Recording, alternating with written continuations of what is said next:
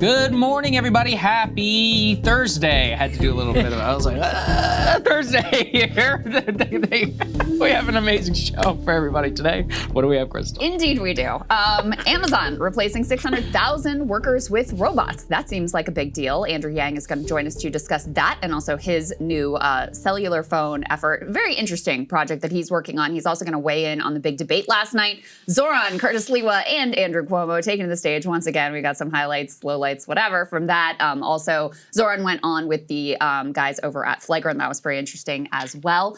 We've got some new, really dire information about the way that healthcare costs are going up. So we've been covering here that if you are on the Obamacare exchanges, obviously those subsidies have been really critical. They have not been extended. So that's been a dire situation. Now we're taking a look at the employer-backed healthcare plans as well. Those costs going up a lot too. So not good at all for a lot of people out there. Israel, a lot of updates, but in particular, there was a big vote in the Knesset to annex the West Bank. While J.D. Vance was there, he had something to say about that as well. So we'll dig into that. We have another boat that was blown up as we seem to be marching increasingly rapidly towards a regime change war in Venezuela. Saagar has some thoughts about the White House demolition / renovation. Listen, Antifa, I'm ready. Draft me. Antifa right? super soldier. Antifa super soldier. Get me a blowtorch. But for the record, for the United States Secret Service, this is a joke. It's a satire. This is parody. It is a parody and it is satire. But if somebody were to sneak me back onto the White House grounds and give me a blowtorch or be one of those tree hugger activists that could chain myself to the original East Wing, I would be ready. Apparently, there's nothing left to change yourself to. No, it's this weekend. The facade remains, all right? So we have a chance. By the way, this is, I will never be more NIMBY than I am today, but I'll outline it in the White House. So everybody can look forward to that, and I am taking a look at the whole Graham Platner tattoo Reddit gate situation. He got the tattoo covered up, everybody. We got an update there. In case you haven't seen enough of this man's shirtless body, we've got more of that for you today. So I never wanted to know the nipple shape and size of a U.S. Senate candidate, and I remain that way. Welcome to 2025. That is 2025. Things you never could have imagined are now on the table. Yeah, it's dark out here. Okay, all right, let's go ahead and get to AI, shall we? Let's go and put this up here on the screen. This is major news from the economy. We have Amazon now planning to replace more than 500,000 jobs with robots. And it sounds like it's out of a movie, except it's actually out of a press release. They say that the company has done more to shape the American workplace than Amazon. It is already, I think, the second largest employer in the entire United States. And they're now just openly saying they have built an army of robots, which they hope to replace more than 500,000 jobs with. And there's nothing really that you can do about it. There's no legislation. There's no politicians. Nobody even really particularly cares. Amazon Automation expects the company can avoid hiring more than 160,000 people in the United States it would otherwise need just by 2027. That would save 30 cents on each item that Amazon picks, packs, and delivers to customers, which at scale is multiples of billions. Executives told the Amazon board just last year robotic animation would allow the company to continue to avoid adding its U.S. workforce numbers, and they will translate to more than 600,000 people that they do not need to hire. Amazon right now remains not only the second largest employer, one of the largest seasonal employers in the United States. It's one of the easiest ways for lower income folks out there to be able to get some seasonal work. And many of them rely on it. Famously, there was a movie, was it Nomadland, if you remember, they showed this entire phenomenon. Now, I don't think it's a good phenomenon to even have seasonal worker, but it's better than nothing. And now they're saying even that itself is gone. So this is dark. It's very, very dark stuff in terms of, as usual, when they announce this stuff on press calls and then the stock goes up, that's when it gets really dystopian. Yeah, because you're rewarded as a company. You're rewarded for replacing human workers. That is the reality. And so we've covered Amazon a lot over the years. A lot. And there's a reason for that. It's because, as Saagar just said, they are the second largest employer. And in a lot of ways, they have completely reshaped the labor market in the U.S. They have lowered the standards, both in terms of wages and safety, and specifically the warehouse and logistics industry. We've, of course, covered the abuses of their delivery drivers, the way that they operate is they drive their workers until they can no longer physically do the tasks. Yeah. They like to have a very high churn. Why? Because they don't want you to stick around and have to and want higher pay or elevate to higher levels of management. I got plenty of issues with Walmart as well, but actually one of the things they do is they try to recruit from their own sales associates and elevate them up the chain. Amazon is the exact opposite. They have very high churn, and it's by design. So what they're doing here is, rather than laying off a bunch of workers, they're just going to let that normal churn run its course and not rehire. So they'll be steadily shrinking and shrinking and shrinking their workforce. 600,000 jobs, guys, that is a lot. That is a large percentage of their workforce here in the US. And here's the other thing. Once they go down this path, they are trendsetters, not just their rivals in the space, but all sorts of companies, especially ones that work in any sort of warehousing and logistics, are going to be looking at this and learning and trying to copy whatever it is that Amazon is doing. This moment of AI job replacement, it is here. And it is shocking to me how few politicians talk about it. I heard Bernie start to talk about it, but there is so little discussion around this. And meanwhile, a handful of people hold all of our fates in their hands. It is absolutely insane. Yeah, absolutely. So let's stick actually with even within the AI labs themselves. Let's put this up here on the screen. So not only are robots coming for AI jobs, it now appears to be coming for the AI jobs themselves. So you can see Meta has cut some 600 jobs in the AI superintelligence division. The layoffs will, quote, affect legacy teams, but not the company's brand new lab unit. The jobs will affect the company's teams focused on artificial intelligence products, infrastructure, and long-term AI research. By reducing the size of our team, fewer conversations will be required to make a decision, and each person will have a more load-bearing and more scope and impact, Alexander Wang, Meta's chief AI officer, said. So most of the affected employees will have the opportunity to, quote, be redeployed at the company. But what I think it does demonstrate to all of you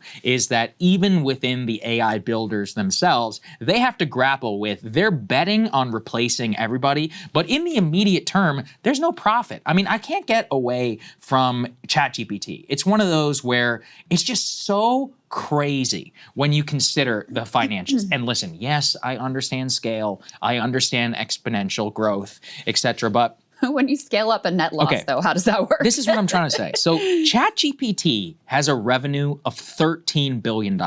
That's a lot of money. That's great, actually. Awesome job, especially for a company that just launched its flagship product in 2022. But they have $1 trillion in outlays over the next decade. Now, those $1 trillion in outlays are not traditional cash finance deals. We talked about this with David Dayen. They're either called round tripping or vendor finance. I prefer vendor finance because it's a long-standing term that I think a lot of people can relate to, especially with the dot-com bubble. And it effectively relates to they're like, hey, we're going to buy X amount of chips from NVIDIA. NVIDIA is like, okay, and that's why we'll either grant you stock or you get some portion of our company. And then the two stocks simultaneously go up at the exact same time. But the problem with that is that the future revenue that's booked for NVIDIA is based on a promise from ChatGPT, but no money has actually exchanged hands. But it's just based on the craze and on the expectation itself of value that both continue to rise. So there's no money that actually happened, but hundreds of billions of dollars in value have been created. This is not just NVIDIA. This is every major chip manufacturer in the world. OpenAI has done 5 or 6 different of these types of deals, adding several I think almost $1 trillion in market cap to many of these different companies, again, off of a $13 billion valuation. The problem with that is that if the growth stops even a little bit and you have a 50% cut down, then that's the entire S&P 500. 80% of the stocks gains in 2025 so far are from AI stocks. 40% come from this expected value data center construction. So again, think about the housing, how much it was part of the GDP back in 2006 and 2007. Home building alone was like a huge portion. Well, when the Great Recession hit and people stopped building homes, boom, massive hit, not only to the housing stock, but also construction, labor, materials, and there were all kinds of, Nevada, remember, had a horrible crisis in terms of housing and a shortage that took almost a decade to recover from. That's the stuff that I worry about the most. We have the job angle. You have the fact that the profit's not there. That's why Meta is cutting some of these jobs. And then you have basically Sam Altman, who is like this master deal maker. The Wall Street Journal now officially describes him as too big to fail, meaning if this comes down, we have to bail out. If we don't bail out, the entire economy will go down. We don't have a choice. And so we can see it all. Our eggs in this basket, literally all of our eggs in the basket. And what concerns me is it's kind of like housing. Nobody in Washington ever made a decision that we're going all in on AI. They kind of just let it happen. They were like, yeah, okay, with tax incentives, etc. And now it's just like subprime. You get to the point where, bailing out AIG is horrible. Not bailing out AIG is also horrible. So we don't know what to do. I don't know. By the way, we all know which way we're going. I actually do think that this administration made an affirmative choice to go all in on AI. I mean, you remember the big announcement on the day after Inauguration Day saying, oh, we're going to, have all of this investment in AI. And that was, part of why some of these tech guys flipped to Trump is because, listen, the Biden administration wasn't doing a lot in terms of AI regulation, but they were doing a little bit. And there was a little bit more of like a mindset towards, all right, let's have some safety. Let's have some guardrails in here. Again, I'm not trying to pump them up because it was also not sufficient. But the Trump administration has basically said, all right, off to the races. We're in a race with China. You guys are in a race with each other. And everybody is just throwing billions and billions of dollars at this thing, hoping that they're going to be the one that achieves AGI fastest and achieves the market position fastest. So that is an affirmative decision that was made. I don't think it's the one that most of you all voted for. I don't think that was like featured heavily in the campaign trail. I don't think there was a lot of focus on that at debates. I don't think there's been any sort of like a national small d democratic conversation about it. But there are a lot of elites here, and specifically these tech oligarchs who have decided that this is the path that they want to go on. And so, you've got their goal is to remake the social contract, to make you and your labor completely irrelevant, to free themselves from the burden of having to deal with annoying human workers and their needs to go to the bathroom or take a day off for their kid's birthday or school play or whatever. They want to free themselves from all of those constraints. And so you have that threat, which in many ways is here. And you also have the incredible financial concentration, which I don't know how you can look at this and not think it's a bubble at this point. And by the way, Mark Zuckerberg thinks it's a bubble. Jeff Bezos thinks it's a bubble. They've been talking about this openly. Now they have various cope around it. Zuckerberg says basically but that bubbles happen and then there's still a lot of innovation that comes out of it. So still a net positive thing. That's the way that they're talking about it. But with the NVIDIA thing specifically, if the demand for these chips is really so high and so extraordinary, why do they need to round trip these funds? Why do they need to subsidize the purchase of their own chips?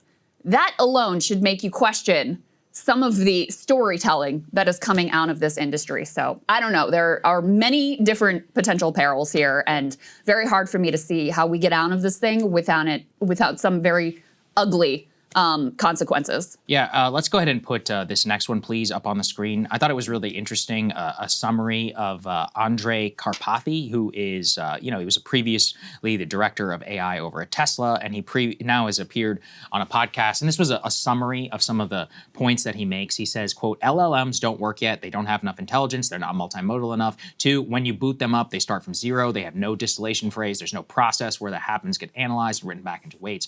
3, when it's stored in their weights, it's only a hazy collection of the internet. Go to the next part, please, just so we can continue to read some of these. What you really see broadly from a lot of the points that they make is that they're too good at imitation. They're terrible at going off of the data. They have too much memory and not enough reasoning. They've recreated, quote, cortical tissue pattern learning in general, but still missing the rest of the brain. There's no hippocampus. There's no amygdala. There's no emotions. They memorize perfectly, but generalize poorly. Anything truly new, code that is never written before, ideas that have no template, they stumble. So even the promises of some of this are not really materializing yet, and they're being sold as some great, great innovation. That's why I thought that Sam Altman's announcement that ChatGPT will be porn, that was like the biggest signal to me. I'm like, AGI is not coming, guys. Like the real AGI, it's not happening. Really what it is they recreated the internet. ChatGPT started its new browser. I don't know if you saw this yesterday, where you can download. What do you think you do that for? It's like Google. Hoover up all the data, make sure that you replace it, and then what? You make make sure you spend as much time on the goddamn platform as possible so we can sell you advertising, so we can have you addicted to pornography, and we can run your entire life from GCal to everything. It's just an ad-supported business. That's not the same thing that was sold to the public about we're gonna create, you know, a new brain that's gonna cure cancer. It's like, no, you just have porn, okay? I mean, that's exactly what happened with the original internet. So I'm feeling very bleak this morning. I do think the job replacement could come, the robot stuff, because that's about rote labor and automation. But the real promises of, oh, we're gonna do that, we're gonna create all these amazing new products, I don't see it. I don't see it on the horizon. I hope it fails. Personally, I do. I hope it fails because, I mean, I'm very concerned. Listen, like Saagar said, even with where they've gotten now, we're already seeing job replacement. But it could be worse. It could be a lot worse. And so there's that aspect, there's the water and energy aspect, and then there's the potential, like, most dystopian scenarios of which, yeah, I am genuinely concerned about. And by the way, the guys who are involved in this stuff are concerned about. They've just decided, like, well, maybe if I'm the one that develops it, I can do it in a safe way. And my competitors are doing it anyway, so it's not like me staying out of the race. And I'm thinking specifically of Elon Musk, who really had a lot of safety concerns to start with, and then realize, like, well, I guess everybody else is doing it, so I'm just gonna get in there and make mine anti-woke, and I guess that'll fix everything. They are concerned about, like, the most dire scenarios as well. So I think the best case scenario is that they never achieve AGI, that it ends up just being sort of like a glorified Google search the way it is, and an ability for you to make your own personalized, customized porn or whatever, and that's where it stops. To me, that is the most hopeful possible scenario, and it's still not a great one. See, I don't think it's hopeful because that just means AI centered at degenerate activity already on the internet and amplifying it and making it I'm not worse. saying it's good, Saagar. Oh, okay. I'm not saying it's fair. I It's don't better want than it, the alternative. Yes, I see what you're saying. I don't want it to go further than it already has. We have Andrew Yang standing by to weigh in, OG friend of the show. Let's get to it. We just talked a lot about AI, but now we're going to talk about smartphones. And Andrew Yang, a great friend, maybe the foundational friend of the show, True, is going to join us bedrock friend of the show. Andrew Yang, you have a new project out that you're advertising. It's great to see you, my friend. But first, let's play your announcement, and then we're going to get your reaction. Let's take a listen. Our phones are amazing, but they're taking something from us. Our time, our focus, the moments that matter most. Have a great day. Are you serious? Put your phone down. Watch where you're going. Look up. Hey guys, just left the West Village. I'm on the High Line. Oh, hello. Just, yay! Wait! Put your phone down. You're here to scroll at a ball. At Noble, we don't want you addicted to your phone. We want you to live more. That's why we'll pay you to use your phone less. So for heaven's sake, please do yourself a favor and put your phone down. All right, Andrew. So what is this project about? Saagar, I've noticed that Americans are miserable, and we're miserable for a couple big reasons. Number one, we're not saving enough money. We're paying Verizon, AT&T twice as much as people in other countries pay for their wireless services. I was paying Verizon $140 a month. Now I'm down to about $46 a month. And then the second is that we're being bombarded by these negative emotions through what Hassan Minhaj calls our rectangles of sadness, our cell phones. And so I thought, well, geez, if we can solve those two problems, we'd go a very long way. And folks who follow me know that I'm deeply concerned about polarization, and that's a lot of it through social media and our smartphones. So Noble Mobile, the first carrier that will actually pay you if you use your phone a little bit less, it's $50 for unlimited. But if you use a little bit less data, we'll give you up to $20 cash back every month and then pay 5.5% interest on any savings. So your phone plan becomes your friendly angel nudging you to doom scroll a little bit less. All right, I kind of like it. I like it. So this comes at a moment when there's obviously heated debate over screen time and cell phones in schools. There's actually a little bit of new research out that I wanted to get your reaction to with regard to the school cell phone bans, which my kids' public schools just implemented last year. So this is the second year where we've had a cell phone ban. They're very opposed. I'm very supportive. You can put this up on the screen. So schools that banned phones saw surprising results beyond fewer distractions. And what they found is that initially there was an adjustment period. Disciplinary issues spiked because kids were getting in trouble for having their phones and using their phones when they weren't supposed to be. But they said by the second year, suspension rates returned to normal and test scores actually rose significantly. According to the researchers, student scores in the school district notably increased by about 2 to 3 percentiles in the second year of the ban compared to the year before the ban. So what do you make of this study, and do those sorts of results surprise you? Krystal, I'm so glad that you're trying to get smartphones out of your kids' middle school or junior high. I'm friends with Jonathan Haidt, who obviously has made history with the anxious generation. And any parent knows, I'm a parent. We used to think that the internet and these phones would help your kids learn, but the truth is it's shortening their attention span. It's making it harder to retain new information because they just think they can get it from the internet at all times. So if you circumscribe smartphone use, your kid reads more, gets smarter. Not surprised at all, and thrilled that so many schools are making this move. They're finding astounding results generally within 1 or 2 years.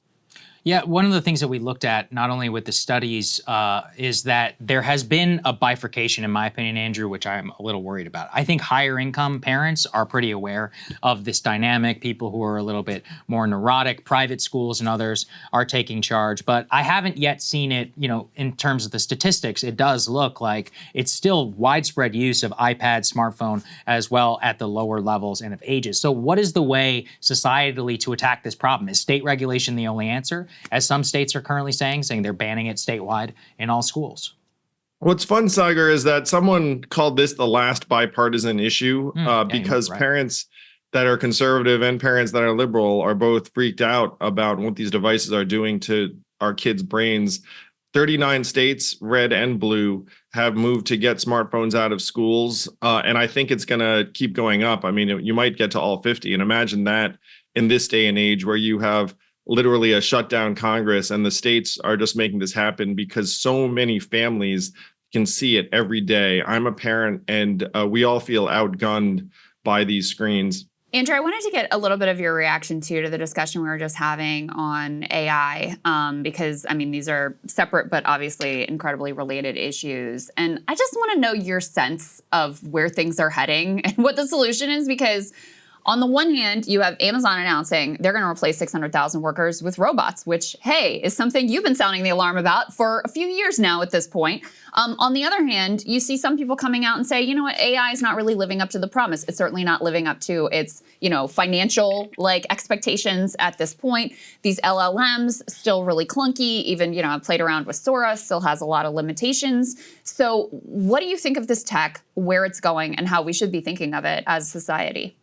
Krystal, you're totally right. I was sounding the alarm back in Iowa in 2019. Imagine standing at the truck stop saying AI is coming. Back then, folks weren't, let's say, embracing that reality, but now it is real. I rode in a Waymo a number of weeks ago, and it was a trip the first time you get in, but then the second or third time, and I did use it multiple times, you start to get used to it. So the AI tools definitely have their problems and limitations, but they're also getting better all the time. And they are going to replace tons of warehouse workers, customer service workers, analysts, lawyers, unfortunately. I have friends who are partners at law firms who say they're going to hire fewer associates. So both things are true. I'd say that that these tools have problems, but that they're finding commercial applications that are going to do a number on, unfortunately, millions of American workers. And when I ran for president, I said, look, we need to just start putting money into people's hands. I mean, it's one reason I started Noble Mobiles. Like, I can't get $1,000 a month into your hands, but I can save you about $1,000 a year and get you looking up more. And that seemed like a direct approach to try and solve this problem while I'm not president. Obviously, I mean, if I were president, then you guys would be, I suppose, I don't know. I don't know what the Take some equivalent administration is. roles in the Yang presidency. Yeah, I was just saying, like, yeah, you might be press secretary, Krystal, and then Saagar, you could do whatever you wanted. Okay, hey, listen, yes, I'll take that role. Minister at large under the Yang administration. Andrew, I do think while we have you, though, we would love to get your reaction, since you did run for mayor of New York, to the current mayoral race. Before we get you to react to some of the clips, what's your general assessment of the race here so far? No, I see the same things you all see. Zohran is on track to win. To me, the question really is whether he gets a majority against both Cuomo and Sliwa, which I think would be very helpful for him to have a mandate to head up to Albany and say, look, guys, I'm the new mayor. Let's get some stuff done. Yes. If he gets less than 50.1% in the November election, then it's going to be easier for folks to push back and say that he doesn't have as broad support. So to me, he's going to be the next mayor. And the question is the margin of victory. So let's take a look a little bit at, they had a debate last night. So on stage, you had Zohran, you had Cuomo, and you had Sliwa as well. And Zohran, let's start with this one. Zohran having a good moment here, knocking Cuomo for his former leadership of the state of New York. Let's take a listen. Shame on you. No, it is always a pleasure to hear Andrew Cuomo create his own facts at every debate stage. Yeah. We just had a former governor say in his own words that the city has been getting screwed by the state. Who was leading the state? It was you. Governor Hochul. You were leading the state for Governor 10 years, Hochul. screwing the city. No.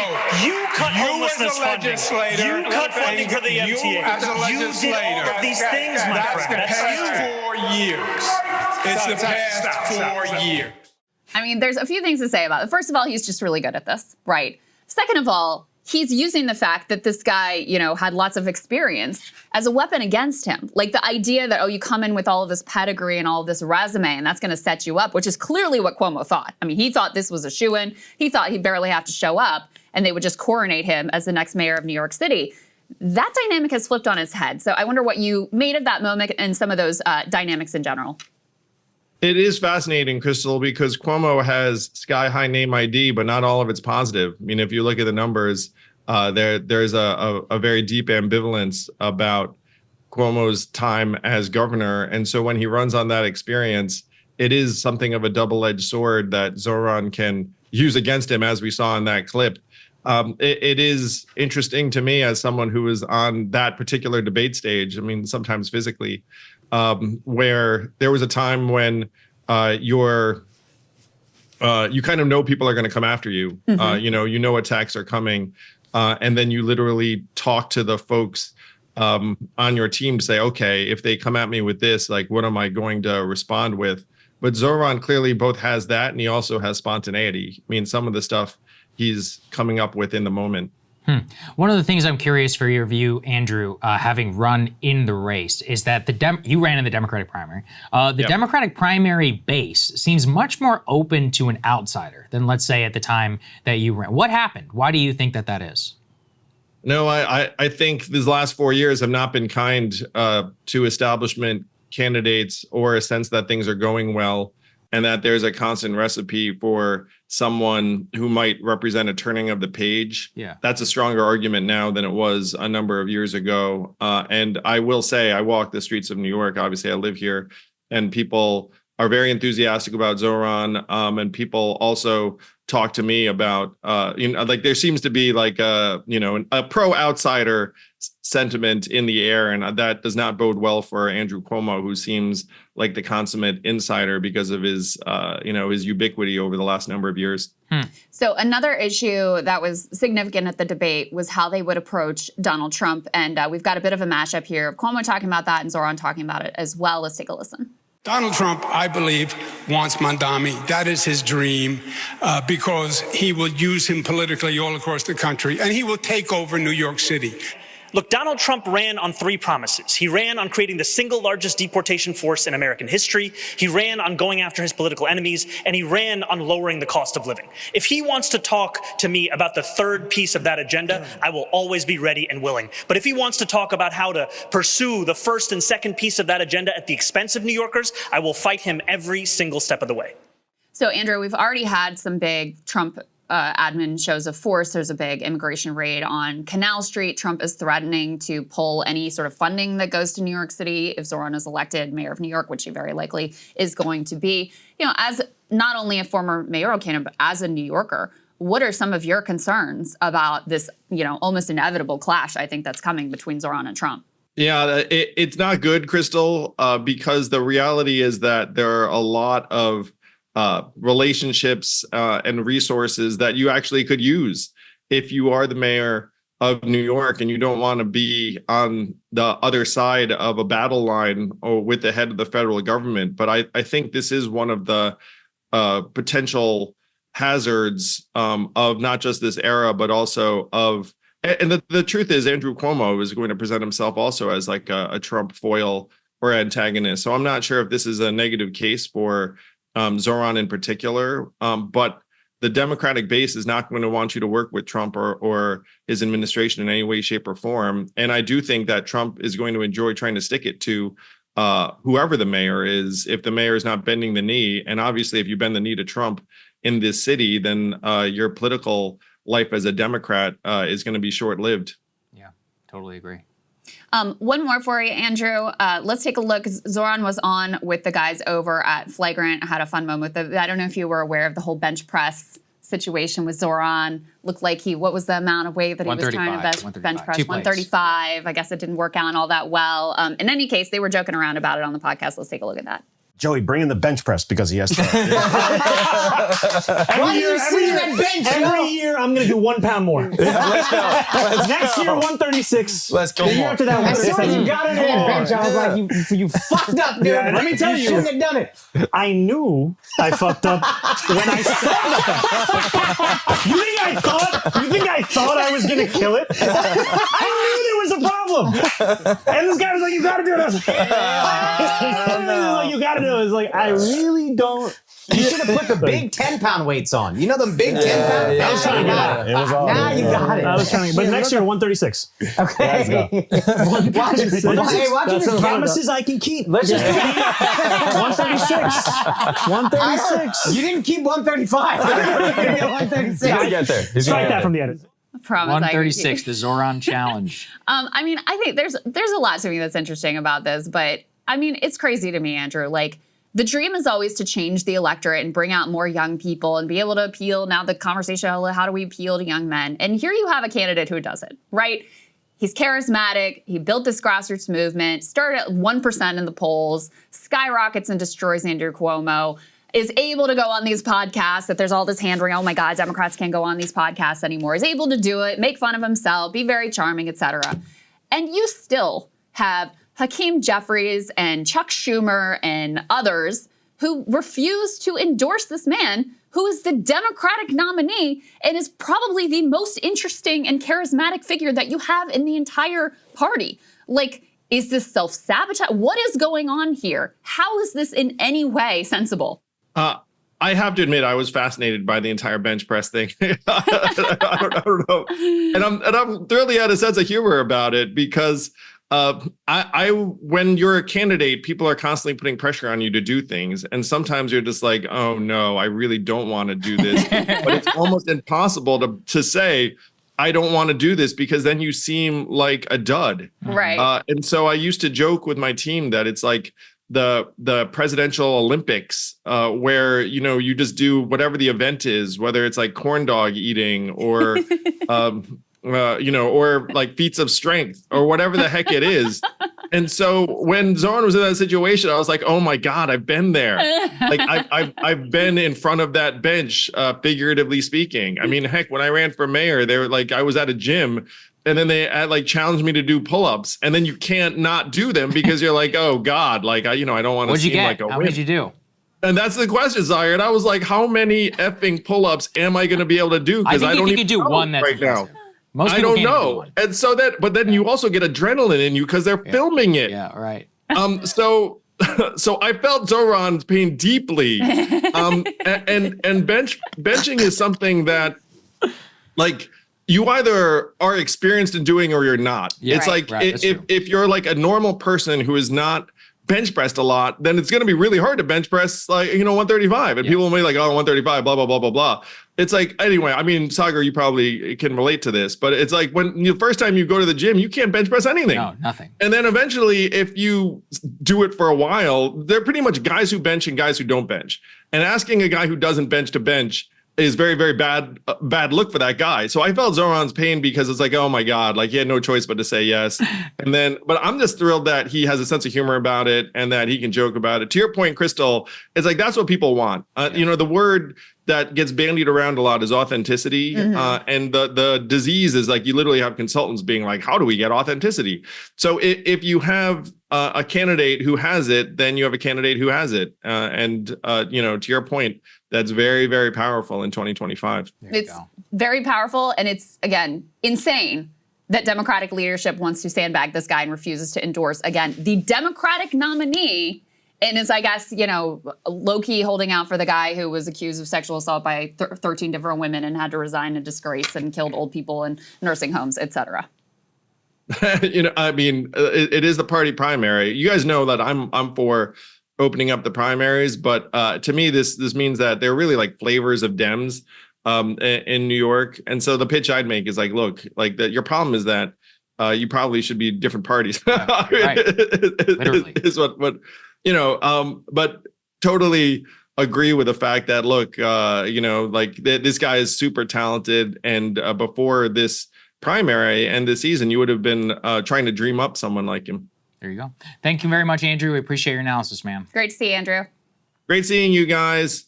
And check out Noble Mobile for the two of you. I don't know who you're using right now, but we could definitely save you some money and There's maybe no get free you off your Wi-Fi on screens an airplane. It's game over, bro. So, all right. See you later.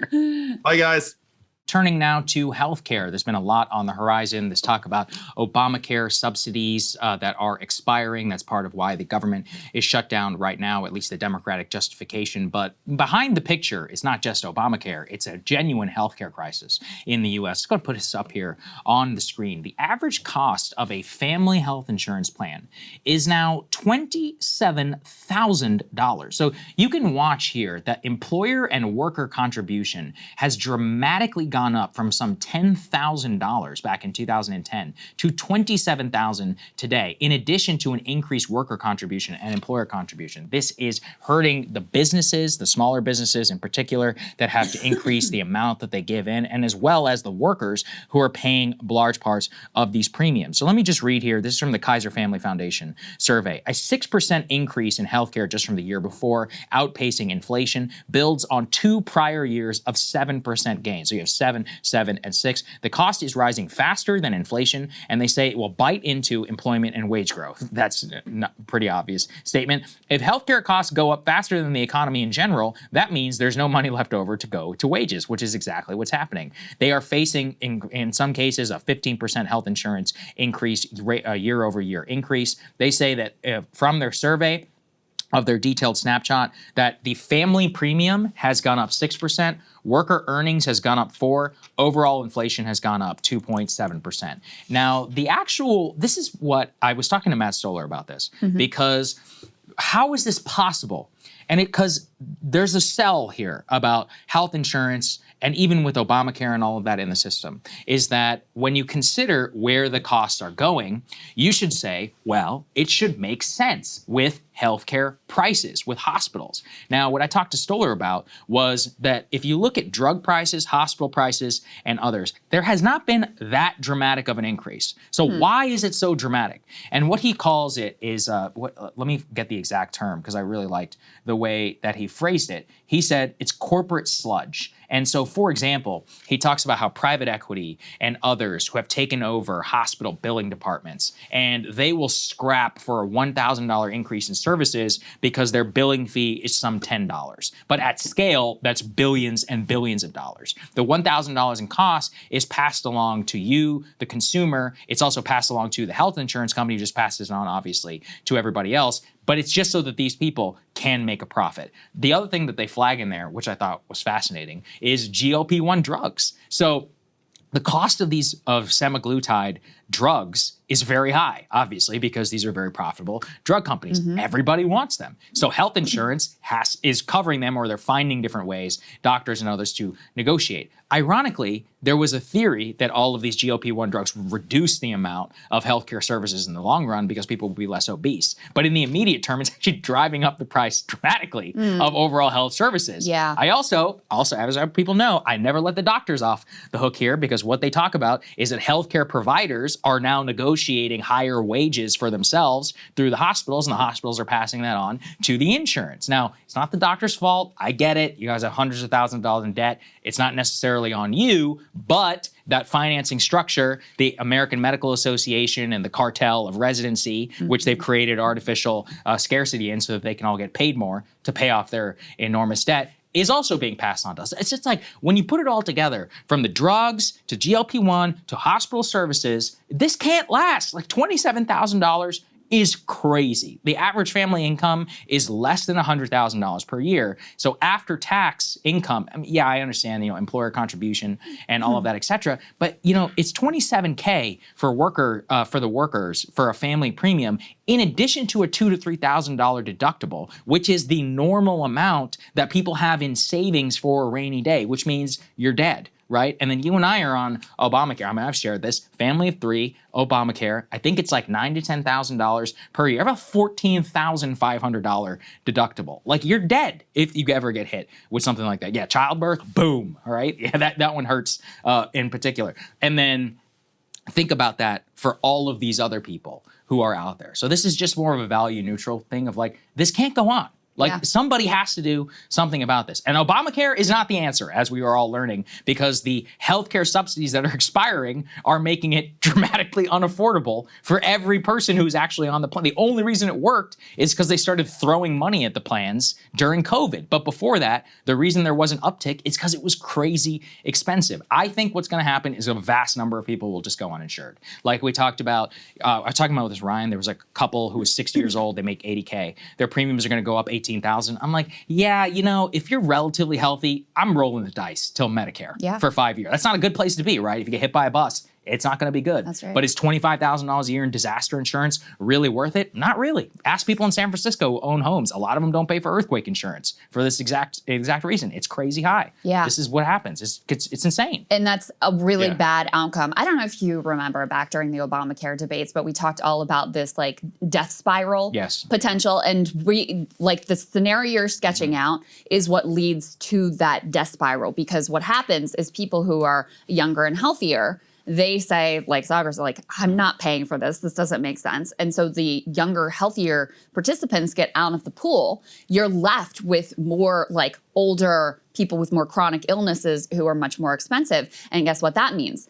Everybody's premiums go up. And then when those premiums go up, then the next layer of people who are like, some relatively healthy and relatively young are like, you know what, I'm not doing this either. And then the premiums go up again. So we are facing that sort of a death spiral situation. And let's keep in mind, like, we're covering the people who have they get health insurance through their employers. Like, those are the lucky ones. And still, it's unaffordable and unsustainable. And so, listen, I'm long been a Medicare for all gal. Back when the Obamacare debate was happening, I was very much pushing for a public option. Like, our healthcare system at every level is so fucked. I mean, like you said, even just starting from the way that doctors are treated, all the expense and the debt that they have to take on. We have a shortage of doctors too, by the way.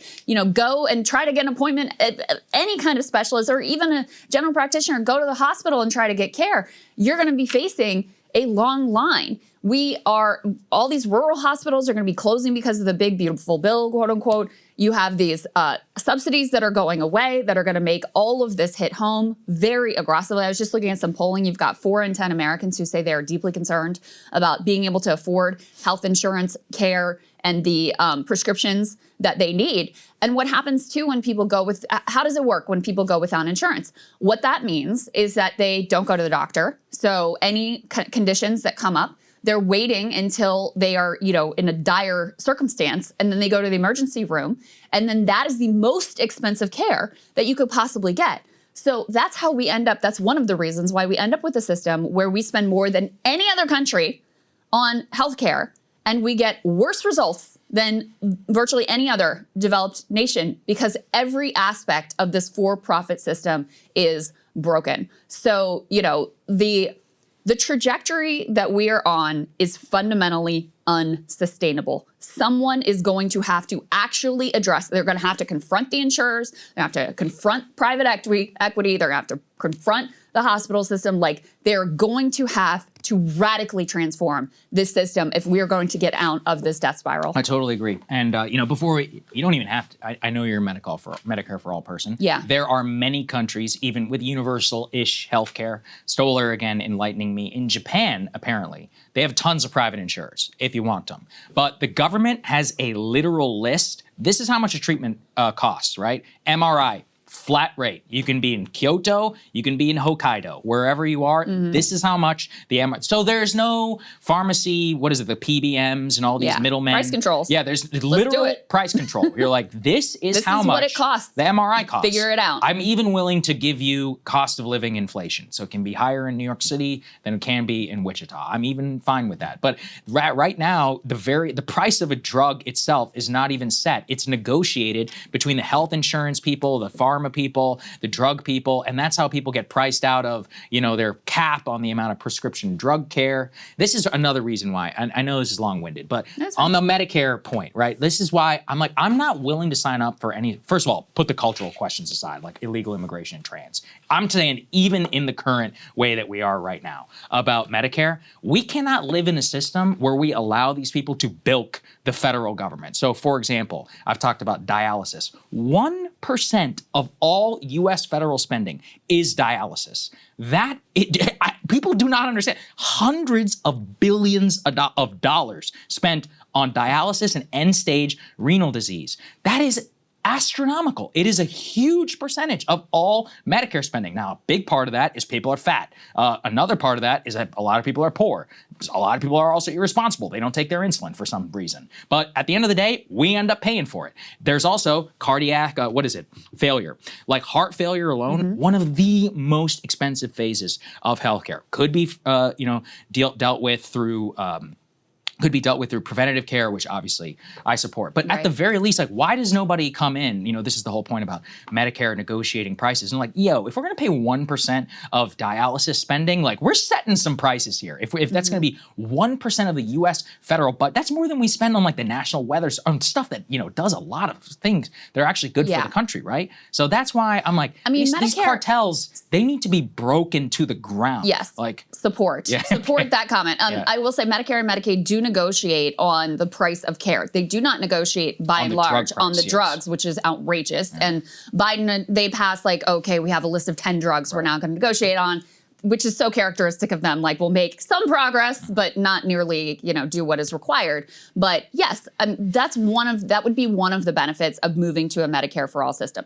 And I don't have like a total philosophical objection to having the ability to, if you don't want to be on Medicare, to purchase a private plan or whatever for wealthy people who want to do that. You just want to make sure that the pool is large enough so that the government can benefit from having healthier people in the pool, so you can benefit from those economies. And also exactly what you're saying, if you have a large Medicare pool, it makes it so you have so much more pricing control and power in terms of controlling costs at every single level. So, but yeah, I don't know. It's funny because this, healthcare was really back burner during the last presidential election. And nobody really cared. Remember, Trump got asked about it. He said he had a concept of a plan. So we'll have great healthcare. Yeah, and I think, I don't know, I guess it's because there were so many other things going on. Kamala Harris didn't really make it a focus or an issue because she kind of was left in no man's land. You guys will recall in 2020 when she thought it was the thing to do, she signed on as a co-sponsor to Bernie's Medicare for All. Then when she got pushed back from rich donors, then she like ran away from that.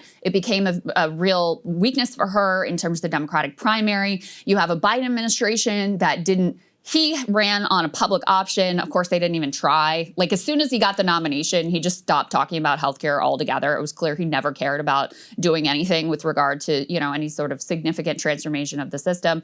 So she really didn't raise it as an issue, and it just went unresolved. And now you can see what an incredible mess it is and how something dramatic does have to be done here at some point. Yeah, well, I hope so. I don't know. Because everyone says that every year and, it just continues to go up. Or things will just get worse and it'll become just like a luxury for the ultra rich. Well, let's stick with that because I can't tell you how much this bothered me. Let's go and put this up here on the screen. And this is, by the way, if you're a Democrat, this is why you should be mad.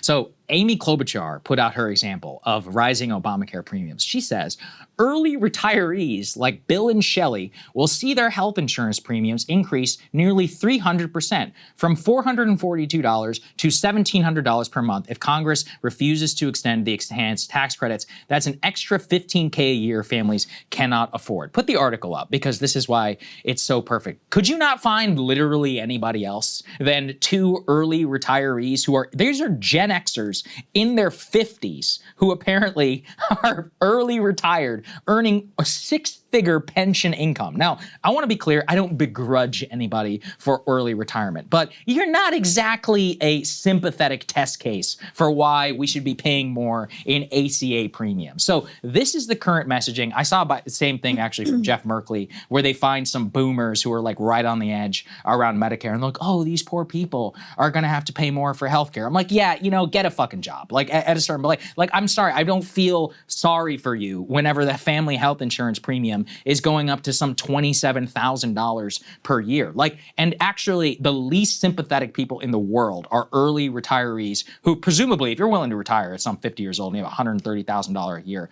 pension income, you're sitting on some serious assets, not only your homes and your stocks. This is the issue that I find with a lot of the current messaging, is that they have found like these least sympathetic test cases of elderly folks, when even people who are not on Obamacare, let's say the average family of four making $110,000, less than the pension income of these early retirees, their premium is some $27,000 for a family. So that's just my personal thing. Like, and she was getting dunked on quite a bit for this, but I'm sorry, I don't want to hear about the plight of the early retired middle class, upper middle class rich. Like, that is not the sympathetic test case for who we should be thinking about. Fair. Could have chosen a better example. Yeah, but and this is like, this there's is been the multiple problem. of these. But like what you're describing is actually, not to go too like deeper philosophical or overthink it or whatever, but this is actually the core problem with neoliberalism. Is like when you have this piecemeal system where some people benefit and some people don't benefit, and it's not universal, then yeah, you can create a lot of resentment against Bill and Shelley, who retired early and want to be able to travel more and are about to get hit very hard with high premiums, and their lifestyle is going to be curtailed. And people are like, well, fuck them. I don't want to have to subsidize their lifestyle.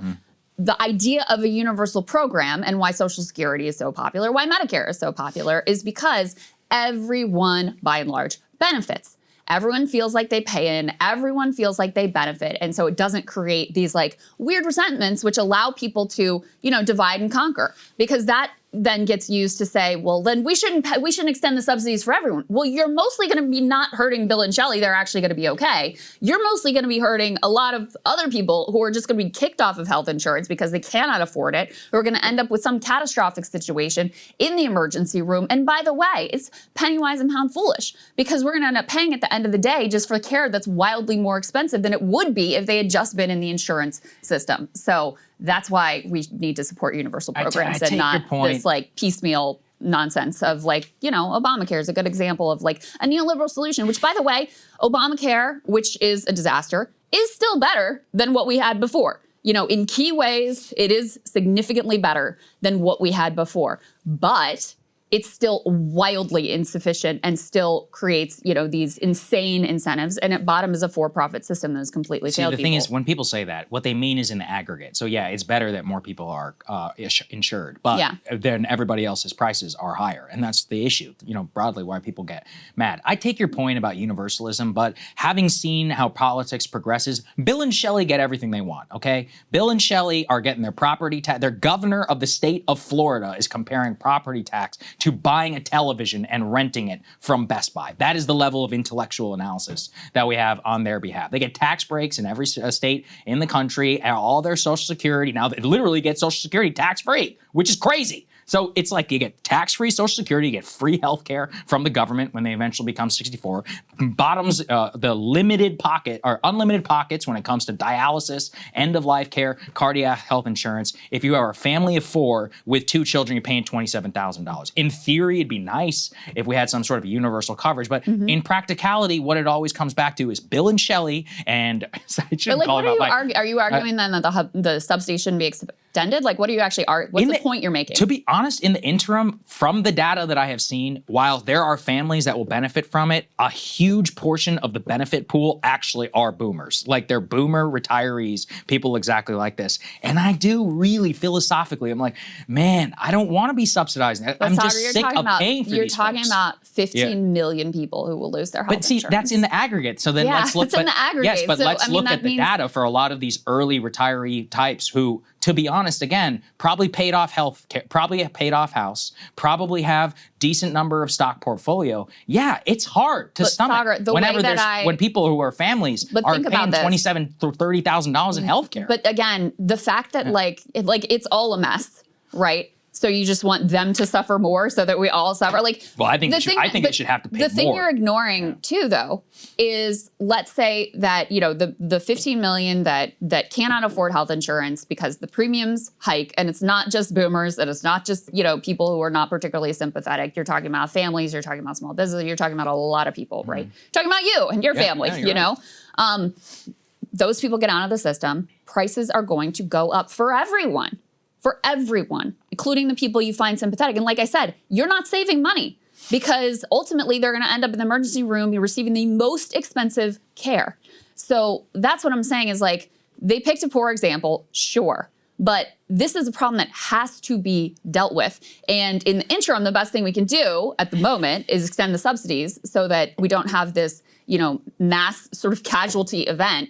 And it doesn't look like that's happening. It looks like the premiums are going to go up in an astronomical way. I think it's going to be, Democrats are betting that it's going to be politically disastrous for Republicans. It may be, I don't know. I don't know how politics works anymore. We'll see. But, there's no doubt that it's going to create pain like across the board, not just for the people that you like hate and have contempt for. Yeah, it's not that I have contempt. It's that well, okay, maybe I do. I continue to watch people who I know who are my age have unaffordable health care, unaffordable housing, and then I see these people take to the CNBCs and the MSNBCs of the world lobbying for no property tax, lobbying for more free health care, lobbying for free dialysis. I'm like, man, this is making me angry because they get every single thing that they want, and a lot of the people I see struggling don't really get it. And it just seems that the system is designed for the people who are old. I would also say, it just makes me mad. I would also say, though, that the precariousness is creeping up and up. Like, with education being so expensive, with healthcare being so expensive, with housing being so expensive, you're right. Boomers who were able to establish themselves in their career, go to college at a time when it was wildly less expensive, and get a house when it was much less expensive, like they are doing better than younger generations. But that precarity with the cost of food, with the cost of energy going up, that is really creeping up not just ages, but in terms of also income levels. Yeah, that's true. And so you have more and more people who you would look at their income and be like, oh, they should be fine, who are struggling because the cost of everything. Now, are they the most sympathetic case? No. But in a lot of ways, they're not in such a different boat than, a lot of people that, people would find to be more compelling. Again, which is why I think we need universal programs so that you don't have the ability to pit different, more or less sympathetic groups against each other in order to block any sort of a beneficial solution for everyone. Because if the subsidies go away, it's going to be bad for almost everyone. The ultra rich, of course, they're going to be completely fine. But for people across the income spectrum, it's going to be a real problem for them. And, another big blow to our healthcare system. I don't dispute it. You're right. It's going to be bad for the healthcare system. I'm more thinking broadly. Like, to be honest, I think that these people should have to pay the most. I think that if early retirees, people who are in the 60s and all, they should pay more than people who are families. I think that though, especially if you are already have your kids out of the house, paid off house, and the casualty or whatever is coming from your ability to travel, I'm like, ooh, man, I do not want to hear that. When I could see people who are 25, 28, can't buy a house, not able to afford anything, I'm like, somebody eventually does have to pay for something. It can't all just be kumbaya where they're okay and, these people down at the bottom are all supposedly exactly the same. at the end of the day, like if we want to talk about who the subsidies should come from, right now it's bottom up, quite literally from a generational level, and I think it should be. Well, how about but they lobby we do dramatically this? against it. How about we reverse all of the tax cuts to the rich from the one big beautiful bill, and we use it to pay for healthcare subsidies so that everybody can afford. Well, here's the irony, though. Who's the rich in this country? It's old people. They're the ones who are going to lobby against it the most. Look at their overall net worth. Everything That's they why do. it's more important to have a class analysis than a age-based analysis, because there are plenty of people who are older who are struggling as well. I'm not, in terms of accuracy, just in terms of like understanding the structure of society and who we should actually be positioning ourselves against and what sort of divides we should be striking. I don't think it's a generational war. It's a class war. Now, you're right. Boomers tend to have more, more wealth accumulated. Certainly the billionaire class, it's not even like, I'm not even sure I could say the billionaire class is disproportionately boomer, probably. But, but in any case, I'm thinking of some of the tech guys like Elon and Zuckerberg and whatever. Yeah. But, that's the people who get their way, especially with this administration, are the oligarchs. That's who actually has the power. And so those are the people that we need to be taxing more. Those are the people whose power we need to be constraining. This goes back to the AI conversation as well. Yeah, I think that's true, but a little bit limited, because it's not all going to come from them. It's like I said, I mean, you have this entire state of Florida who is run by a cartel of the elderly who do everything in their power to bilk the federal government for healthcare, for bailouts every time they get hit by a hurricane, and doing everything in their power on the state level to make sure that families visiting Disney have to subsidize their entire way of life, and they don't have to pay a dime in property tax, in school tax, in nothing. As long as those people are also included in this, then you want to hate on Florida, I will join you in that crusade. Okay, good, great. All right, let's get to Israel. All right, so let's go ahead and start with this D1, guys. So you've got Bibi getting asked whether or not Israel is a U.S. protectorate. Pretty interesting comments here. Let's take a listen to that. Israel is becoming some kind of vassal state or protectorate of the United States, not only advising it what to do, but also commanding what to do. Why do you both comment on that? Well, I want to put it very clearly. 1 week they say that Israel controls the United States. A week later they say the United States controls Israel. This is hogwash. We have a partnership, an alliance of partners who share common values, common goals. We can have discussions, we can have disagreements here and there, but on the whole, I have to say that in the past year, we've had agreement, not only on goals, but how to reach them. And I think we're pursuing them successfully. So interesting, too, to see the vice president standing there while Bibi is taking that question, Saagar. Yeah, it is about as close to a screw you as it can be mustered in diplomatic speak, especially when you tack on this. Let's go ahead and put the next part up on the screen. The Knesset, while J.D. Vance, the vice president, was in the country, approved a bill to apply Israeli sovereignty in the West Bank. Quote, the proposal would say that the laws, judicial system, administration, sovereignty of the state of Israel shall apply to all areas of settlement in Judea and Samaria. It is a 25-24 vote after a, quote, heated discussion. And it is one where they stipulate not only what I just read, but that it would actually apply in principle. So the difference here is that technically it was symbolic. The government is not going to officially carry this out. Now, frankly, considering how we have covered the West Bank at this point with Jasper Nathaniel, it already exists, but it's effectively a symbolic thing at this point. Nonetheless, it was, again, as big of a diplomatic FU as they could muster, not only from Bibi, because it was not just the protectorate conversation. The private conversations, at least some of it, were leaked to various different reporters, where JD is begging them, basically saying, give the ceasefire a chance. It's like a meme, please give peace a chance. They're like, please, please, just try it. You may enjoy it. It may actually work. And in addition, not only to the ceasefire conversation that's been happening with the U.S. administration and others, is that they are not doing enough to address the actual underlying dynamic of the government itself. Like you had Smotrich and Ben-Gvir, two members of the government who are outwardly, I mean, this is just today. He says, this is from Smotrich, if Saudi Arabia is telling us that in return for normalization, they want a Palestinian state, we will say, friends, no thank you. You can continue riding camels on the sand in the Saudi desert.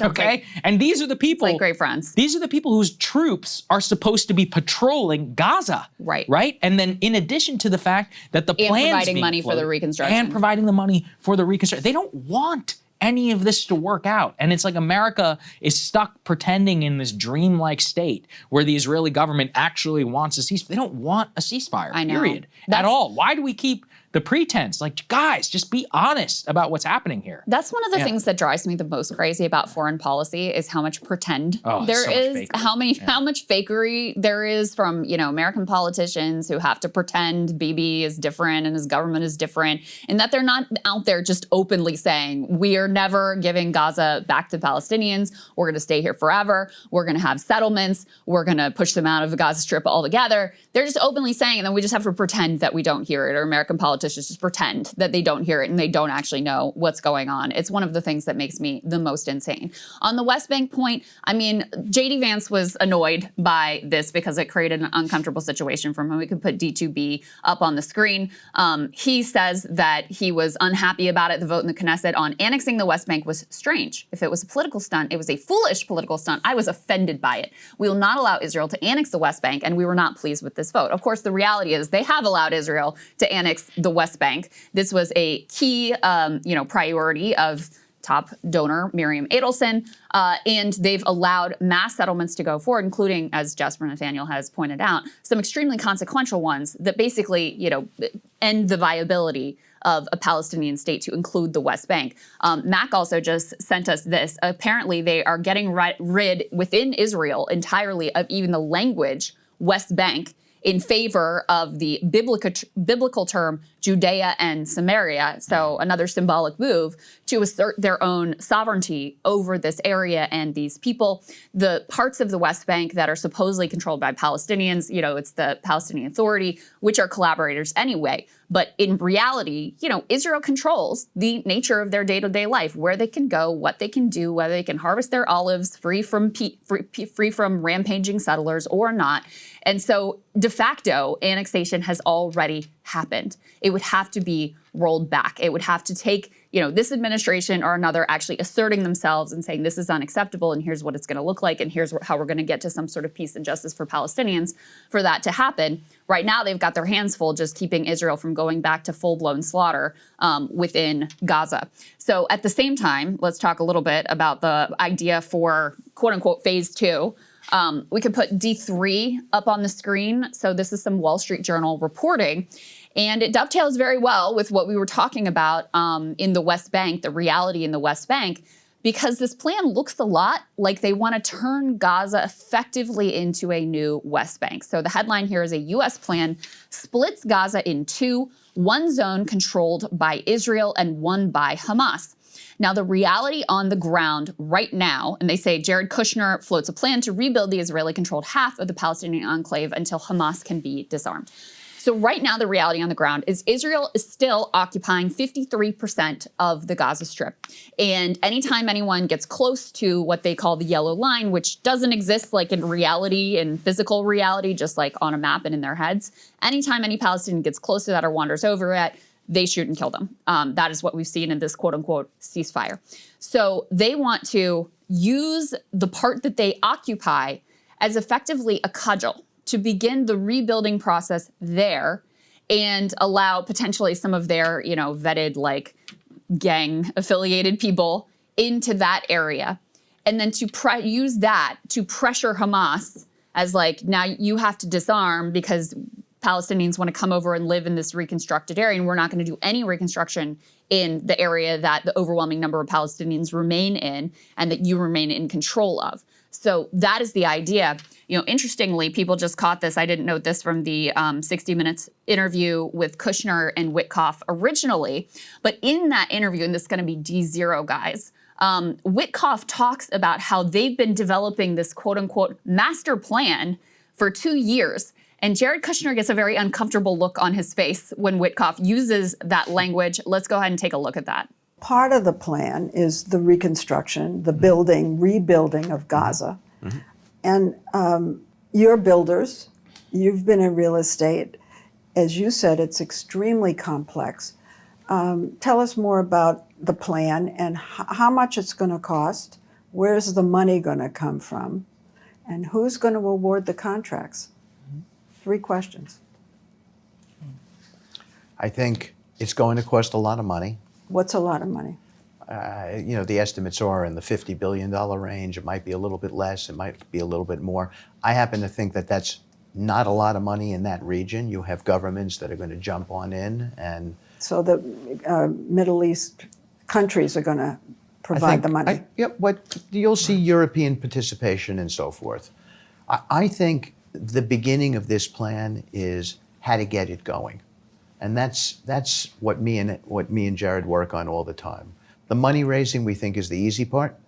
We think that happens relatively quickly, but it's the master plan, and we're working with a group of people who have been working on master plans for the last 2 years.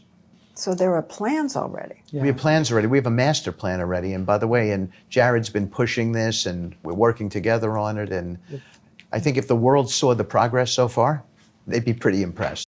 So Witkoff says they've been working on a master plan for 2 years now. Yeah, this is the master plan. And this is basically West Bankification. They still have control.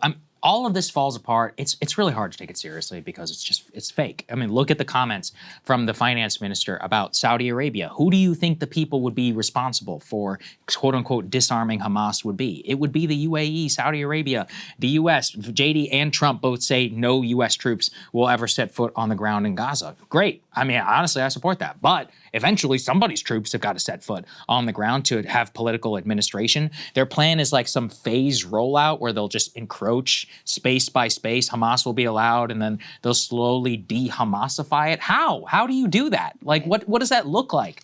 At a certain point, it's all just recreating the same dynamic as Iraq, Afghanistan. These people have no actual plan. In the absence, chaos will reign. Israel will continue to shoot and to kill. And eventually some sort of mass attack or whatever either Hamas will do, maybe Israel will do, we'll see, and then we'll be right back to where things were. That seems like the modal outcome at this point. I don't really see another way that it could go. Well, and like I said, this quote-unquote master plan that they're laying out, it really does look a lot like the reality in the West Bank. And so if you're going to be trying to get Palestinians voluntarily to go into the area that Israel controls, I mean, you're getting them to voluntarily go into a direct military occupation where every aspect of your life is controlled by the Israelis. And so, in the West Bank, you have 3 different areas. This was all set up under the Oslo Accords. You've got areas A, B, and C, different levels of control by the Israelis, theoretically, and part of what has now become actual reality, as Jasper has laid down, is that even in the areas that are supposedly under Palestinian control, your life is actually determined by the Israelis.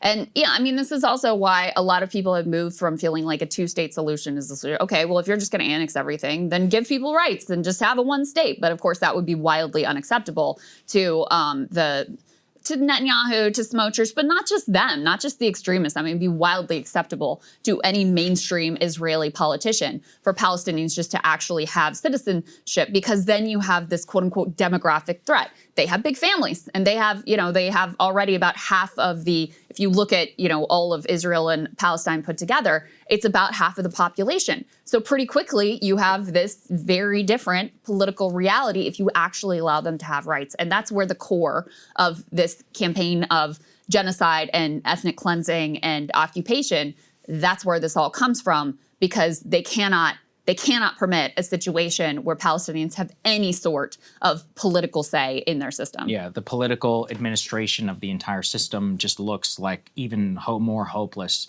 than ever before. Also, in terms of the U.S. dynamic, just look at what it takes to get Israel to stick to the ceasefire, at least in limited ways.